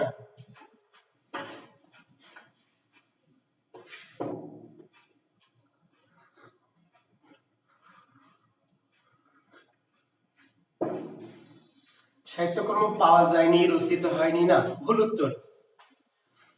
রচিত হয়েছে, পাওয়া গেছে। যদি রচিত হয়নি, পাওয়া যায়নি বলেন বা সাহিত্যকর্ম রচনা সম্ভব হয়নি, তাহলে অন্ধকার যুগের সাহিত্য নিদর্শন কোনটি বললে তার উত্তর কি দিবেন? কোনটি নয়। ইমাদুদ্দিন সাহিত্য সৃষ্টি হয়নি যদি এই কথাটি বলেই দেন, বা তন্ময় দত্ত এই সময় কোনো সাহিত্য রচিত হয়নি, কোনো সাহিত্য রচিত হয়নি, সাহিত্য ছিল না, নিচের কোনটি অন্ধকার যুগের সাহিত্য, তার উত্তরে কি বলবেন? নিচের কোনটি অন্ধকার যুগের সাহিত্য, তার উত্তরে কি বলবেন? কোনটি নয়। না ভাই রচিত হয়েছে, তাহলে বলবেন উল্লেখযোগ্য সাহিত্য রচিত হয়নি। কারণ ইসমাইল আহমেদ যে উল্লেখযোগ্য সাহিত্য রচিত হয়নি, তাহলে অন্ধকার যুগ কেন বলছেন সাহিত্য রচিত হয়নি, তাহলে এটা ভুয়া উত্তর, ভুল উত্তর হয়ে গেল। বোঝা গেছে? অপশন কয়েক কিন্তু থাকবে কোন সাহিত্য রচিত হয়নি, আপনি যে দিবেন ছাপ আর উত্তর হিসাবে ভুল। তাহলে কেন অন্ধকার যুগ? কোন সাহিত্য রচিত হয়নি, না কি উল্লেখযোগ্য কোন সাহিত্য রচিত হয়নি। উল্লেখযোগ্য সাহিত্য রচিত হয়নি মানে কি? মানে হলো অনুল্লেখযোগ্য সাহিত্য রচিত হয়েছে। সেক্ষেত্রে বন্ধুরা উল্লেখযোগ্য সাহিত্য রচিত হয়নি তার মানে কি অনুল্লেখযোগ্য সাহিত্য রচিত হয়েছে, এবং এটি পরীক্ষায় নিচের কোনটি অন্ধকার যুগের সাহিত্য, বা রিটেনে আসবে অন্ধকার যুগের সাহিত্য নিদর্শনগুলির পরিচয় দাও বা উল্লেখ করো। অন্ধকার যুগে দু একটি সাহিত্য রচিত হয়েছে বাংলা ভাষায়, অন্যান্য ভাষায় তো হয়েছেই, অন্যান্য ভাষা হয়েছে প্রাকৃত পঙ্গল হয়েছে, আরো কিছু গাহা সপ্তশতী হয়েছে। প্রাকৃত পঙ্গল নামে একটা প্রাকৃত ভাষায় লেখা হয়েছে, গাহা সপ্তশী নামে প্রাকৃত ভাষায় লেখা হয়েছে। বাংলা ভাষায় দুটি গ্রন্থ মূলত লেখা হয়েছে, একটির নাম হচ্ছে শূন্য পুরাণ, শূন্য পুরাণ, আরেকটির নাম কি শুভদয়া। তাহলে অন্ধকার যুগে রচিত হয়নি সেটি আমরা বলবো না। অন্ধকার যুগে রচিত হয়েছে গ্রন্থ কি? শূন্য পুরাণ। প্রথম গ্রন্থ শূন্য পুরাণ। অন্ধকার যুগে প্রথম গ্রন্থ কি? শূন্য পুরাণ। রচয়িতার নাম কি? রামায় পণ্ডিত। জি। নিচের কোনটি অন্ধকার যুগের সাহিত্য নিদর্শন? নিচের কোনটি অন্ধকার যুগের সাহিত্য নিদর্শন? তার উত্তর কি? শূন্য পুরাণ, শেখ সুবোধয়। নিচের কে অন্ধকার যুগের সাহিত্যিক? বুঝতে পারলেন? নিচের কে অন্ধকার যুগের সাহিত্যিক বা অন্ধকার যুগের সাহিত্য রচনা করেছেন কে?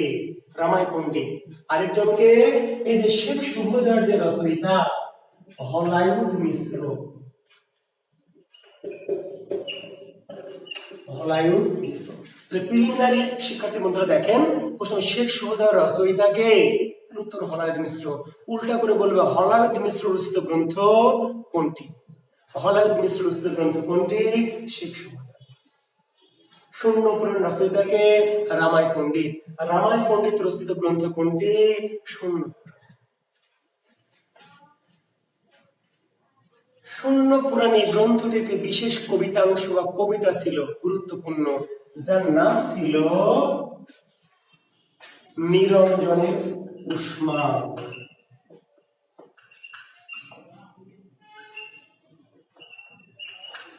শূন্য পুরাণ একটি গ্রন্থ।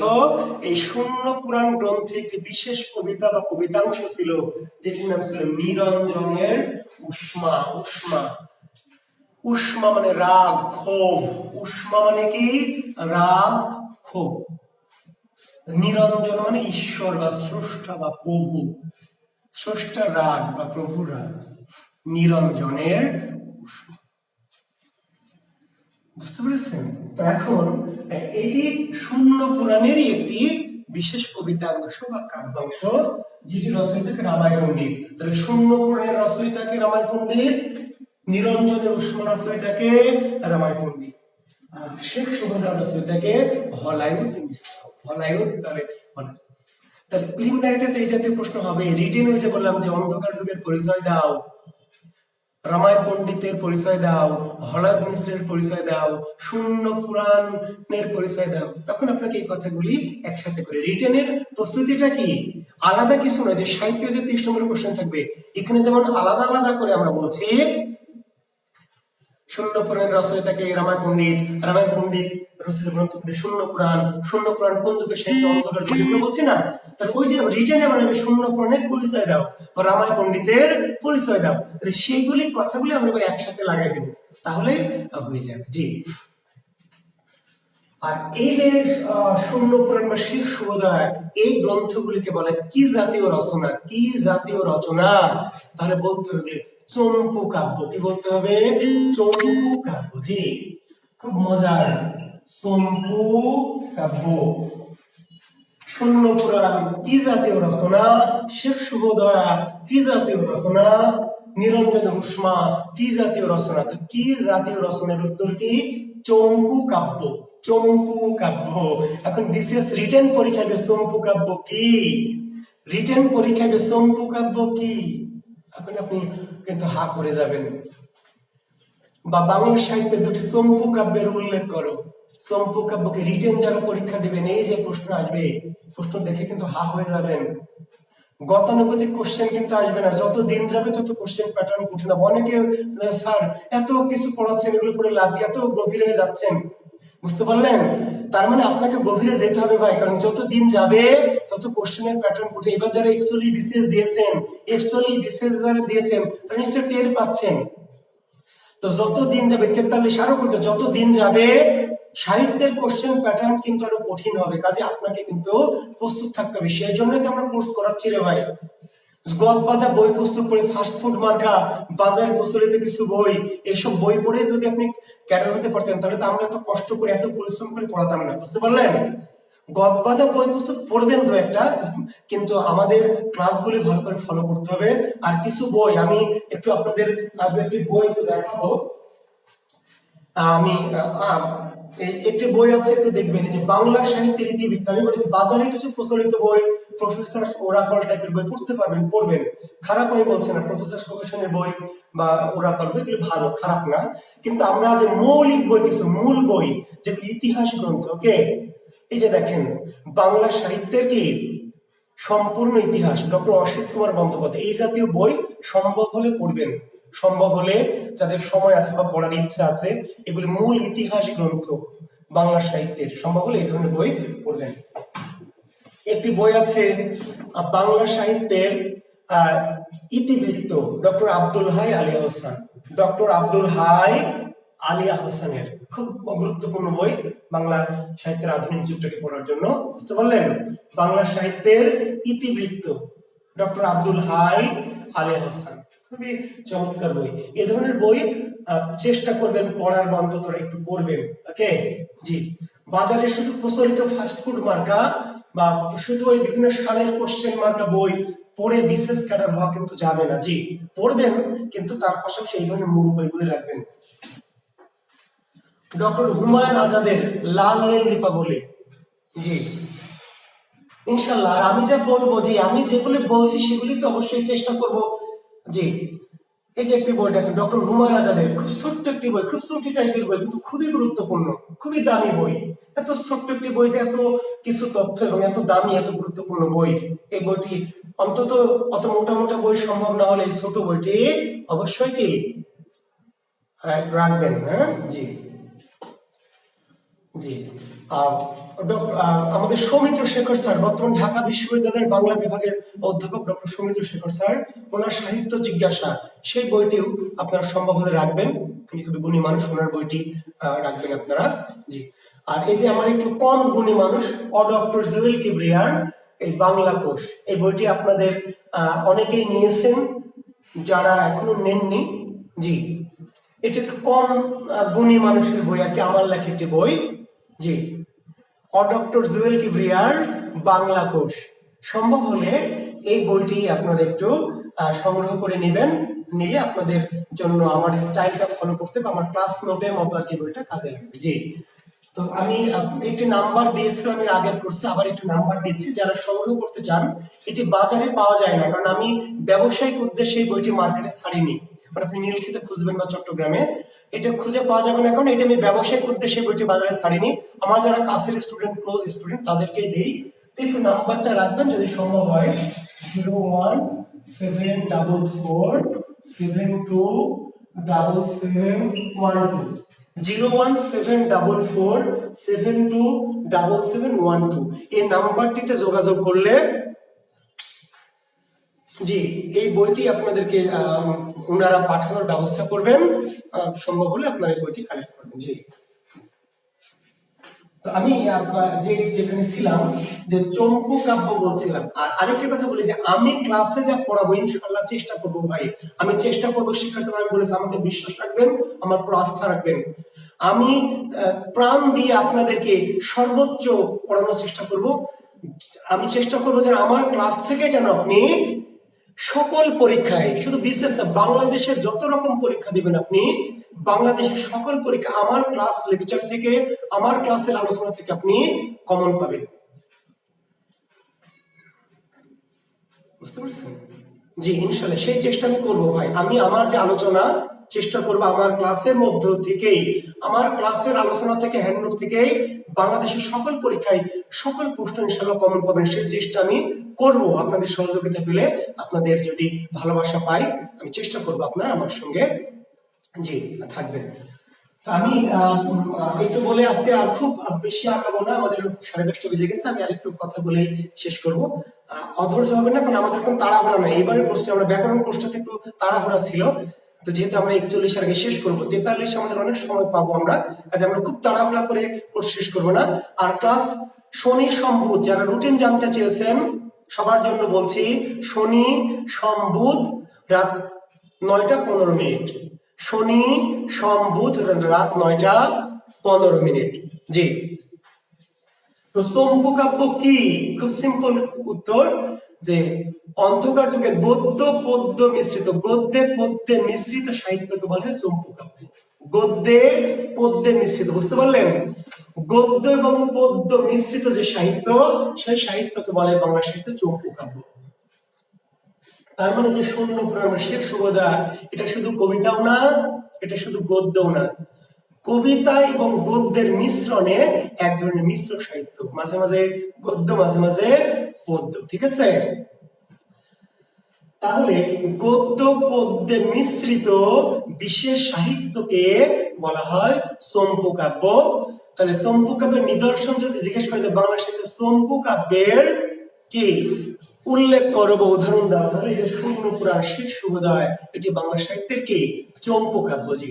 আর আমার সাথে যদি যোগাযোগ করতে চান তাহলে আমার নাম্বারটা একটু নিয়ে রাখতে পারেন, 01712337554। এটি আমার পার্সোনাল নাম্বার। যদি আপনারা কেউ প্রয়োজন মনে করেন, জি 01712337554। আর ব্যাকরণের কোর্সের জন্য আমি আবার বলছি, ব্যাকরণ আমরা আবার সাহিত্যের পরে আবার ব্যাকরণ করাবো এবং 43-এর আগে করাবো ইনশাল্লাহ। যারা ব্যাকরণ করেননি নিজে শুধু করবেন না, সম্ভব হলে আত্মীয় স্বজন, বন্ধু বান্ধব, পাড়া প্রতিবেশী, প্রেমিক প্রেমিকা, খালাতো ভাই বোন সবাইকে নিয়ে আমার কোর্স করবেন। আমি আপনাদের বলছি আমার কোর্স করবেন, আপনি উপকার পাবেন এবং যাকে করাবেন সে আপনার জন্য দোয়া করবে যে ভাই আপনার মধ্য দিয়ে আমি এই স্যারের কোর্সটা করতে পেরেছি। আমার ধারণা, বিশ্বাস। জি। তো আমি ব্যাকরণ কোর্সটি আবার করাবো ইনশাল্লাহ আপনাদের সাথে নিয়ে সাহিত্য কোর্সের পরে। যে সাহিত্য কোর্সটা করেন তাড়াহুড়া 43 BCS এর আগে আমরা সাহিত্য শেষ করে আবার কি ব্যাকরণ কোর্সটি আরো একবার করাবো। যারা করেননি তারা করবেন, প্লাস আরো যারা আপনাদের অন্য কেউ করতে চায় তাদের সবাইকে আহ্বান করে করাবো। এটি আমার পার্সোনাল নাম্বার 01712337554। যারা পার্সোনালি যোগাযোগ করতে চান কোনো প্রয়োজনে অপ্রয়োজনে শুভেচ্ছা জানানোর জন্য যে ফোন করবেন। ওকে, ধন্যবাদ। চম্পু কাব্য কি গদ্যে পদ্যে মিশ্রিত, টেম্পু কাব্য না রে বাবা, তন্ময় দত্তপ্রান্ত টেম্পু কাব্য না, চম্পু কাব্য, চম্পু। তাহলে গদ্যে পদ্যে মিশ্রিত সাহিত্য নিদর্শনকে বলে চম্পু কাব্য। তাহলে এই ধরনের সাহিত্যকে মধ্যযুগের অন্ধকার যুগে, মধ্যযুগ ঠিক না, কি বলবেন, অন্ধকার যুগে কি সাহিত্য নিদর্শনগুলিকে বলা হয় বাংলা সাহিত্যের চম্পু কাব্য। আর উদাহরণ যদি দিতে চান তাহলে ওই যে শূন্য পুরাণ আর শেখ শুভোদয়, শূন্য পুরাণ এবং শেখ শুভোদয়, সেগুলো হচ্ছে বাংলা সাহিত্যের কি চম্পু কাব্যের নিদর্শন।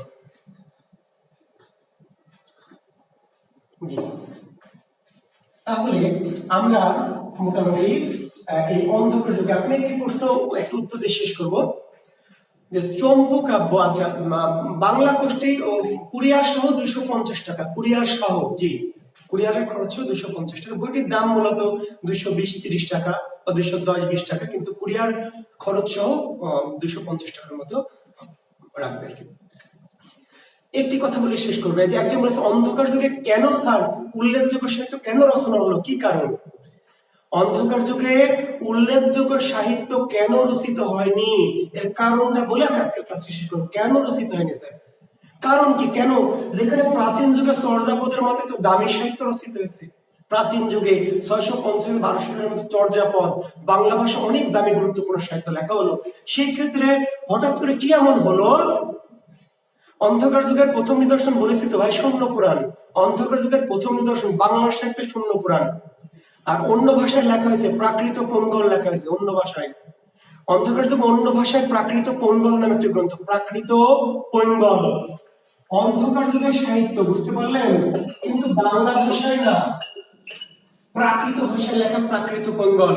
আরো একটি গ্রন্থ আছে গাহা সপ্তশৈ, প্রাকৃত ভাষায়, কিন্তু বাংলা ভাষায় লেখা হচ্ছে শূন্য পুরাণ। অন্ধকার যুগের বাংলা ভাষায় লেখা প্রথম সাহিত্য নিদর্শন হচ্ছে শূন্য পুরাণ। জি। চম্পু কাব্য মোট 3টি, জি, শূন্য পুরাণ, শেখ শুভোদয়, নিরঞ্জনের কুসুম। আর প্রাকৃত পঙ্গল অন্ধকার যুগের আদি নিদর্শন, কিন্তু বাংলায় নিদর্শন, এটি হচ্ছে প্রাকৃত ভাষায় লেখা নিদর্শন। আমরা যেটা বলছিলাম যে কেন, একজন প্রশ্ন করেছে, অনেকে জানতে চান কেন স্যার কি এমন ঘটলো যে এই যুগে উল্লেখযোগ্য কোন সাহিত্য রচিত হলো না, কারণ কি? কারণ অনেক বাংলা সাহিত্যের ইতিহাসে এক একটি বা এক একটি উত্তর দেওয়া আছে, অন্তত 10-12টি উত্তর দিয়েছে, 10-12টি। কি উত্তর?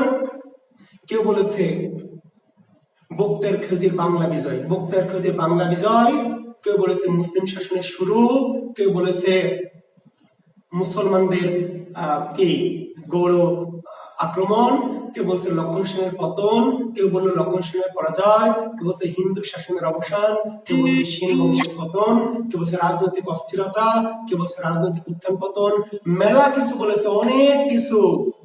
কিন্তু মূল উত্তর একটা, এই সবগুলি উত্তর, এগুলো উত্তর না তা না। সেন বংশের পতন, মুসলিম শাসনের সূচনা, রাজনৈতিক অস্থিরতা, বুঝতে পারলেন? অনেক সবই উত্তর দেওয়া যাবে, কিন্তু মূল উত্তর একটা কি? মূল উত্তর হচ্ছে পৃষ্ঠপোষকতার অভাব। পৃষ্ঠপোষকতার অভাব। আসল অ্যাকচুয়াল উত্তরটা হচ্ছে পৃষ্ঠপোষকতার অভাব। এখন এই যে পৃষ্ঠপোষকতাটা কি, এটা খুব গুরুত্ব দিয়ে আপনাদের মনে রাখতে হবে। কিছু জিনিস সাহিত্য ক্লাসের প্রথম দিকে কিছু জিনিস একটু বাড়তি ব্যাখ্যা দিতে, যেন পরবর্তীতে ব্যাখ্যা দিতে না হয়। অনেক জিনিসই প্রথম দিকে আপনাদের একটু এক্সপ্লেন করে যাব, যেন পরবর্তী থেকে বারবার আমাকে হোঁচট খেতে না হয়। বুঝতে পারলেন? দেখবেন আমি যখন মধ্যযুগে যাব, ভারতচন্দ্র রায়গুণাকর পড়াবো, মুকুন্দরাম চক্রবর্তী পড়াবো, আলাওল পড়াবো, হ্যান ত্যান অনেক জনকে পড়াবো, তখন বারবার পৃষ্ঠপোষকের কথাটি আসবে, যে ভারতচন্দ্রের পৃষ্ঠপোষক কে, মুকুন্দরামের পৃষ্ঠপোষক কে, আলাওলের পৃষ্ঠপোষক কে, অমুক কার দরবারে সাহিত্য চর্চা করতেন, অমুক কোন রাজার সভাকবি ছিলেন, এই কথাগুলি বারবার আসবে না? কেন এরকম কথা বারবার আসে? কেন পৃষ্ঠপোষক, কেন রাজ দরবারের কবি, কেন সভাকবি? বলেন কারণ কি? সভাকবি কি, রাজ দরবারের আবার কবি কি, পৃষ্ঠপোষক কি? প্রাচীন মধ্যযুগে এমন কোন কবি সাহিত্যিক নাই যাদের পৃষ্ঠপোষক ছিল না। পৃষ্ঠপোষক ছাড়া প্রাচীন মধ্যযুগে কোনো কবি বা সাহিত্যিক সাহিত্য রচনা করতে পারেনি। প্রশ্ন হলো কেন পারেনি, বা পৃষ্ঠপোষক এই জিনিসটা আবার কি? পৃষ্ঠপোষকতা হচ্ছে, অর্থাৎ প্রাচীন মধ্যযুগ, এখন আপনি যে কবিতা লিখবেন, আমি একটা কবিতা লিখবো, তাতে আমার কি কোনো পৃষ্ঠপোষকতার দরকার আছে? আমার মনে ভাব জাগবে, কবিতা লিখবো। তোমার মাথায় কালো চুল, ও তো চুল নয় যেন ফুল, আরে ফুল দেখে আমি হলাম আকুল, মনের মধ্যে খালি করে কি, হ্যাঁ, আকুল বিকুল। আমি কবিতা লিখলাম, কারো কোনো সমস্যা আছে? তাই না? দেখলাম তোমার চোখ, ভরে গেল আমার বুক, হ্যাঁ, পেলাম, চাইলাম তোমাকে কাছে, হৃদয়টা আমার নাচে, আমার যা মন চাই, স্যাক খাইলেও কবিতা লিখবো, প্রেম পড়লেও কবিতা লিখবো, চোখ দেখেও লিখবো, ঠোঁট দেখেও লিখবো, যা মন কবিতা লিখবো। কারো কোনো আমার পৃষ্ঠপোষকতার দরকার আছে? রাজ দরবারে গিয়ে কবিতা লেখার দরকার আছে? সবাই না। কিন্তু প্রাচীন মধ্যযুগে যখন কবি কবিতা লিখবে ভাই, তখন তাদেরকে পৃষ্ঠপোষক লাগতো। কেন পৃষ্ঠপোষক? ভালো করে শোনেন। আমি যে কবিতা লিখবো, কিসে লিখবো? খাতায় লিখবো, কলমে লিখবো, কাগজে লিখবো। মধ্যযুগ প্রাচীন যুগে যখন কবি কবিতা লিখবে, কাগজ পাবে কই, খাতা পাবে কই? মার্কেটে, সমবায় মার্কেটে, না কোথায়, নিউ মার্কেটে, কোথায়, আরডি মার্কেটে? ভাই প্রাচীন মধ্যযুগে একজন কবি কবিতা লিখবে, বলেন কাগজ পাবে কোথায়? কাগজ, কাগজ তো নাই। কাগজ শুধু রাজ দরবারে, জমিদারের বাড়িতে বিশেষ পদ্ধতিতে, রাজা বাচ্চার বিশেষ পদ্ধতিতে কাগজ তৈরি হতো। তুলোর কাগজ, তুলা দিয়ে বিশেষ পদ্ধতিতে কাগজ তৈরি করা হতো রাজ দরবারে। খুবই সুন্দর, দামি, উচ্চমানের জিনিস। কবি কবিতা লিখবে, কলম পাবে কই বাজারে? যে ভাই আমাকে একটা 5 টাকা দামের কলম দেন। কলম নাই, কলম বিশেষ পদ্ধতিতে রাজ দরবারে তৈরি হতো। কাজে কবি মনে যতই ভাব জাগুক, যতই ভাবে হাবুডুবু খাক, যদি কোনো রাজা বাদশাহ জমিদার যতক্ষণ না কবিকে রাজ দরবারে আসীন করবেন, যতক্ষণ থেকে অনুমতি দিবেন, যতক্ষণ তার সভাকবি পদে দিবেন, ততক্ষণ কোনো কবি বেটা কবিতা লিখতে পারবে না।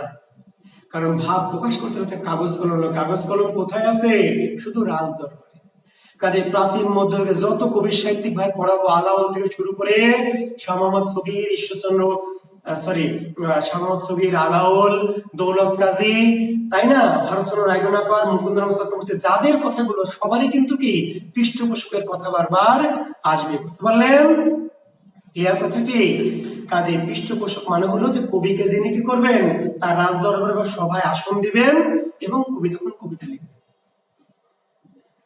তাহলে কবি ভাব জাগলে কবিতা লিখতে পারবে না। কবির ভাব, বুঝতে পারলেন? আধুনিক কবি রবীন্দ্রনাথ ছিলেন জমিদারের বাচ্চা। আধুনিক কবি রবীন্দ্রনাথ ছিলেন জমিদারের বাচ্চা, কিন্তু কবিতা লেখার ভাব জাগলে কি করতো? জমিদারি ছেড়ে চলে যেত মাঠে ঘাটে, ময়দানে, ঝোপে ঝাড়ে, নদীতে, বজরায়, বানশিতে। ভাব উঠলে রাজ দরবারে থাকতো না, কোথায় চলে যেত? ঝোপে ঝাড়ে, হ্যাঁ, কি বনে জঙ্গলে। কিন্তু প্রাচীন মধ্যযুগের কবিদের কবিতা লেখার যখন ভাব জাগতো, তখন মাঠে ময়দান ঝোপ জঙ্গল থেকে কি করতো, রাজ দরবারে চলে যেত। বুঝতে পারলেন? দেশি মুরগি ডিম পাড়ার টাইম হলে কি মাঠে ময়দানে থাকে না, কোথায় চলে যায়? ডিম পাড়ার টাইম হলে দিবেন কক কক কক কক কক কক কক কক কক কক কক, কোথায় চলে যাবে? ওই যে ডিম পাড়ার যে খোলা, বুঝেন? ডিম পাড়ার খোলা বা ডিম পাড়ার যে ঘর, সেখানে যাবে। না হলে ডিম বের হবে না। হ্যাঁ, ডিমের পাড়ার জায়গা যদি বন্ধ থাকে, তাহলে দেখবেন বাইরে দিয়ে খালি পায়চারি করবে, কক কক কক করবে, ডিম আর দিবে না। ওই জায়গায় তাকে যাইতে হবে, তারপরে তার ডিম আসবে।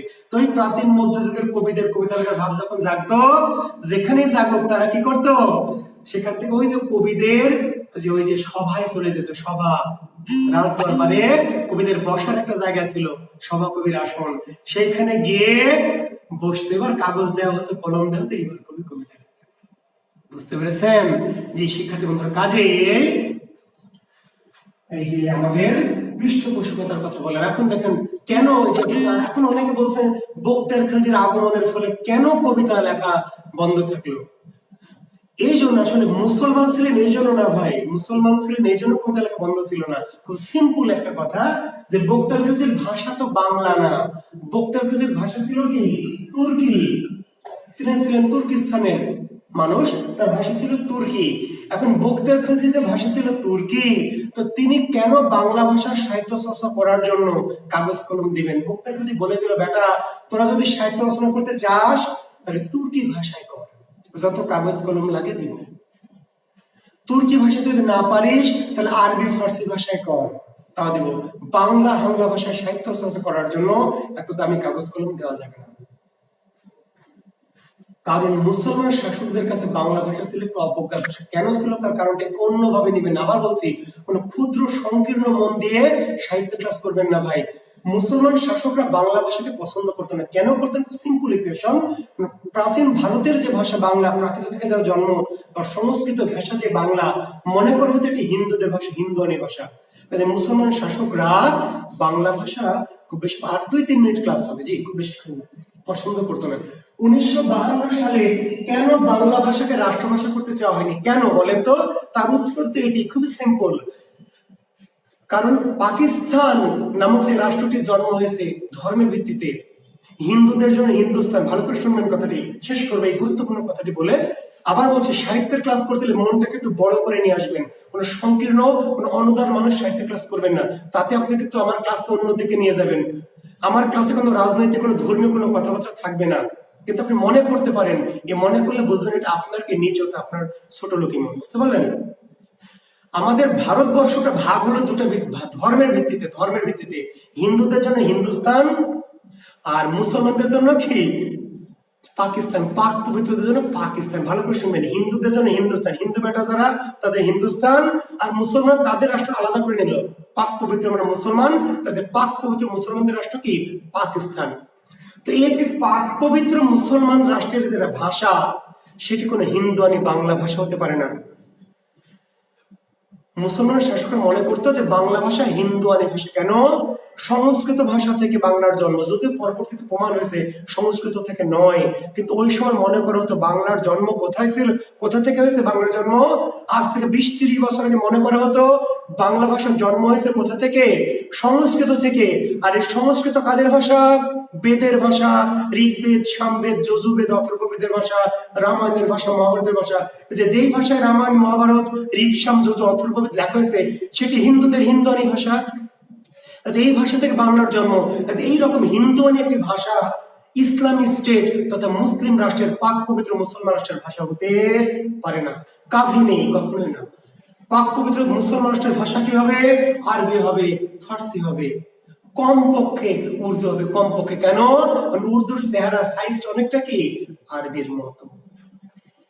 কাজে পাকিস্তান রাষ্ট্রের ভাষার প্রশ্নে ওই শাসকরা বললেন যে না, বাংলা যত বেশি মানুষের ভাষা, 56% মানুষের ভাষা বাংলা, আর মাত্র 7% মানুষের ভাষা কি, 6-7% মানুষের ভাষা উর্দু। তো উর্দু কেন হবে?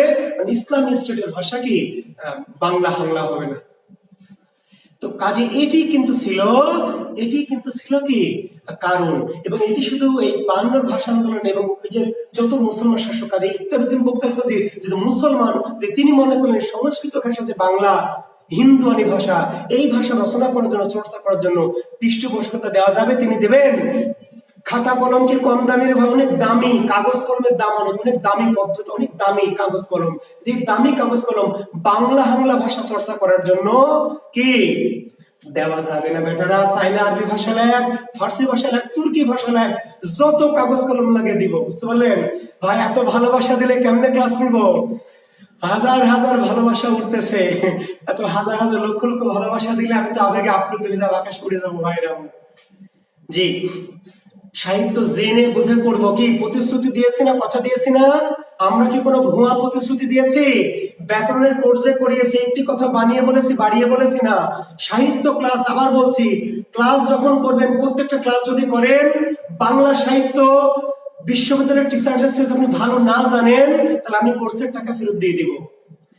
বাংলা সাহিত্যের কোর্স যেদিন শেষ হবে, বাংলাদেশে অনেক বড় বড় লেখক, কবি, গবেষক, পণ্ডিত, টিচারের সাথে যদি আপনি ভালো বাংলার সাহিত্য না বোঝেন, আমি কোর্সের টাকা ব্যক্তিগত ফেরত দেবো ইনশাল্লাহ। আমাকে বিশ্বাস করবেন, আমাকে ভরসা রাখবেন, আমাকে ভালোবাসবেন ইনশাল্লাহ। ওকে, তা আমরা আজকে ক্লাসটা এখানে শেষ করবো। আমি বুঝিয়ে রাখলাম যে অন্ধকার যুগে কেন সাহিত্য রচিত হয়নি। মূল কারণ কি? পৃষ্ঠপোষকতার অভাব, এবং খুব সঙ্গত কারণ। ইখতিয়ারউদ্দিন বখতিয়ার যে বাংলা সাহিত্য চর্চার পৃষ্ঠপোষকতা দেয়নি, এটি কিন্তু অন্যায় করেছে না, ঠিক করেছে। কারণ সে কেন অন্য ভাষার সাহিত্য চর্চার জন্য ভাই?